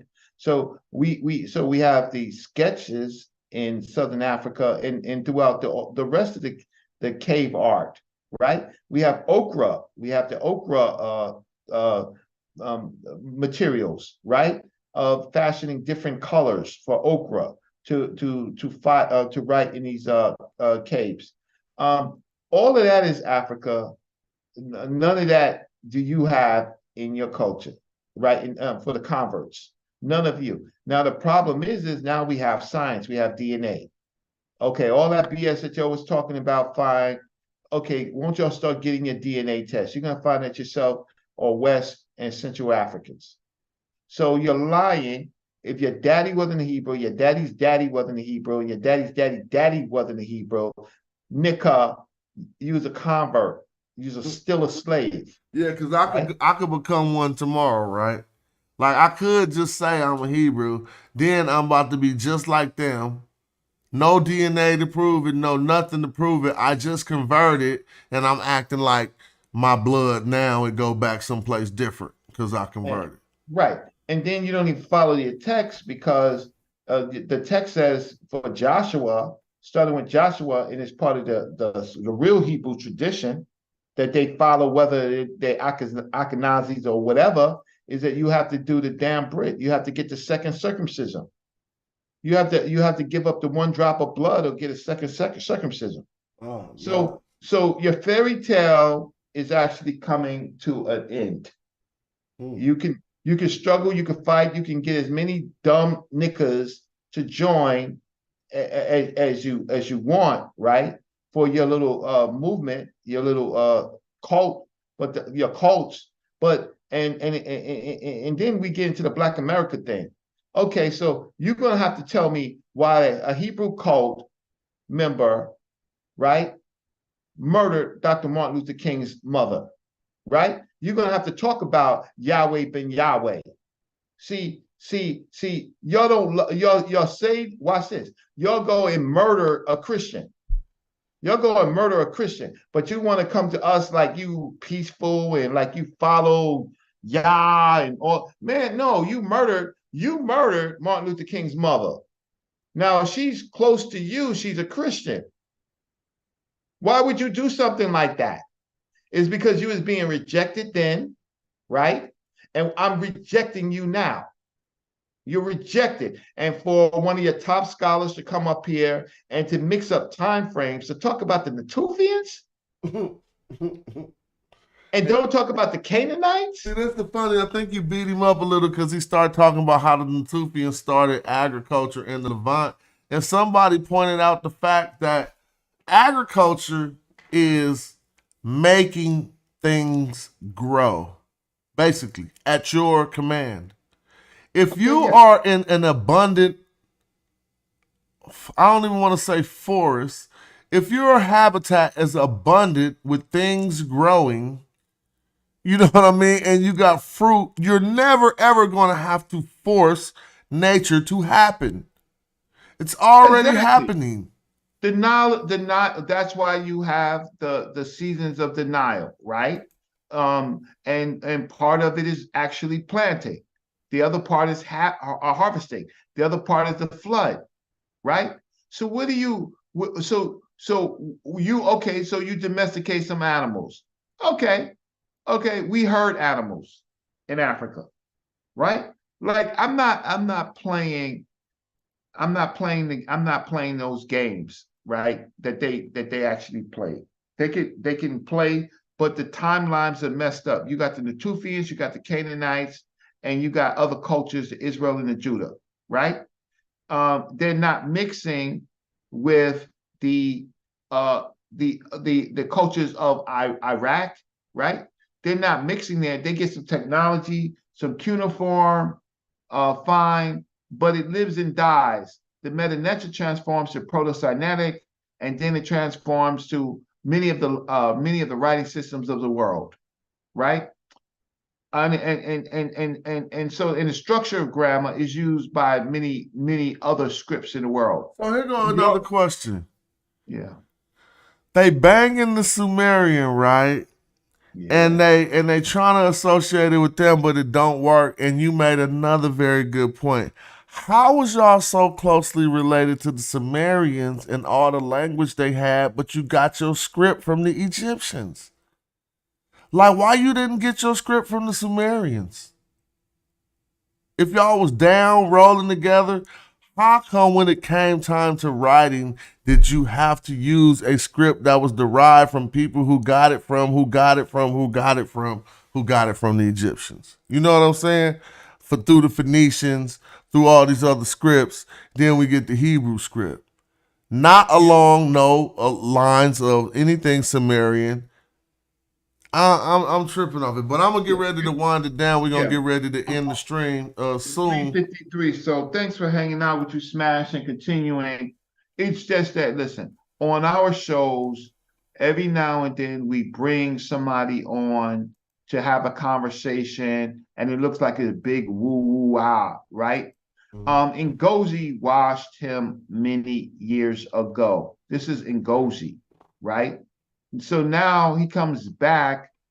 He doesn't deal with Ngozi. He ends up talking to Jabari on a couch, kind of sewing. But I had told in my video I would like him to talk to the bullies. The bullies, you know who the bullies are? Bobby Banger and Smash Rockwell. Because you're not going to be kind to him, right? I wouldn't want to be represented as a bully. I got done with that at age 12, 13. I thought that was a whack way to be. So, but now, I'm stern, so you can give me another epithet besides bully, though. Ain't nobody, listen, people say whatever they want to say about Smash Rockwell. He's a gentleman, but there's a bully of the bullies, right? So everybody knows bullies get bullied. You're a bully, right? Yeah, okay, I'll take the bully, but not the normal people bully. No, you're the bully, right? Unc is a bully. Yeah, right? Unc is a bully. He'll come in on dude who think they hard and sit them down. Exactly, right?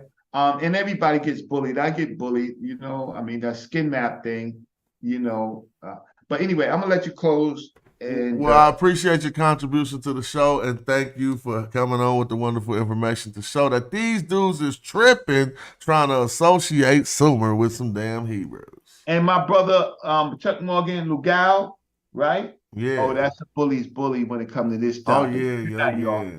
He'll sit them down scholastically. Peace, brother Reggie. Thanks for tapping in. I'm gonna close this Zoom out. All right, y'all. Now it's like this. I got work to do tomorrow, so I'm gonna spend some time gaming right now. I'm about to play the Star Wars Squadron.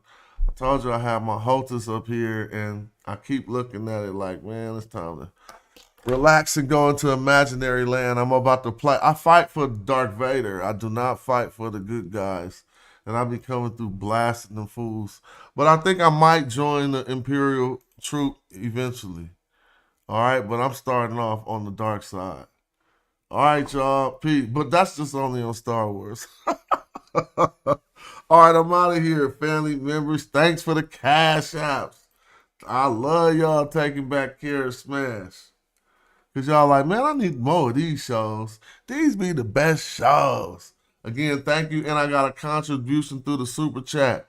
Thanks for the super chat, too. I appreciate that. Once again, the Smash Rock Wellington is Elegance.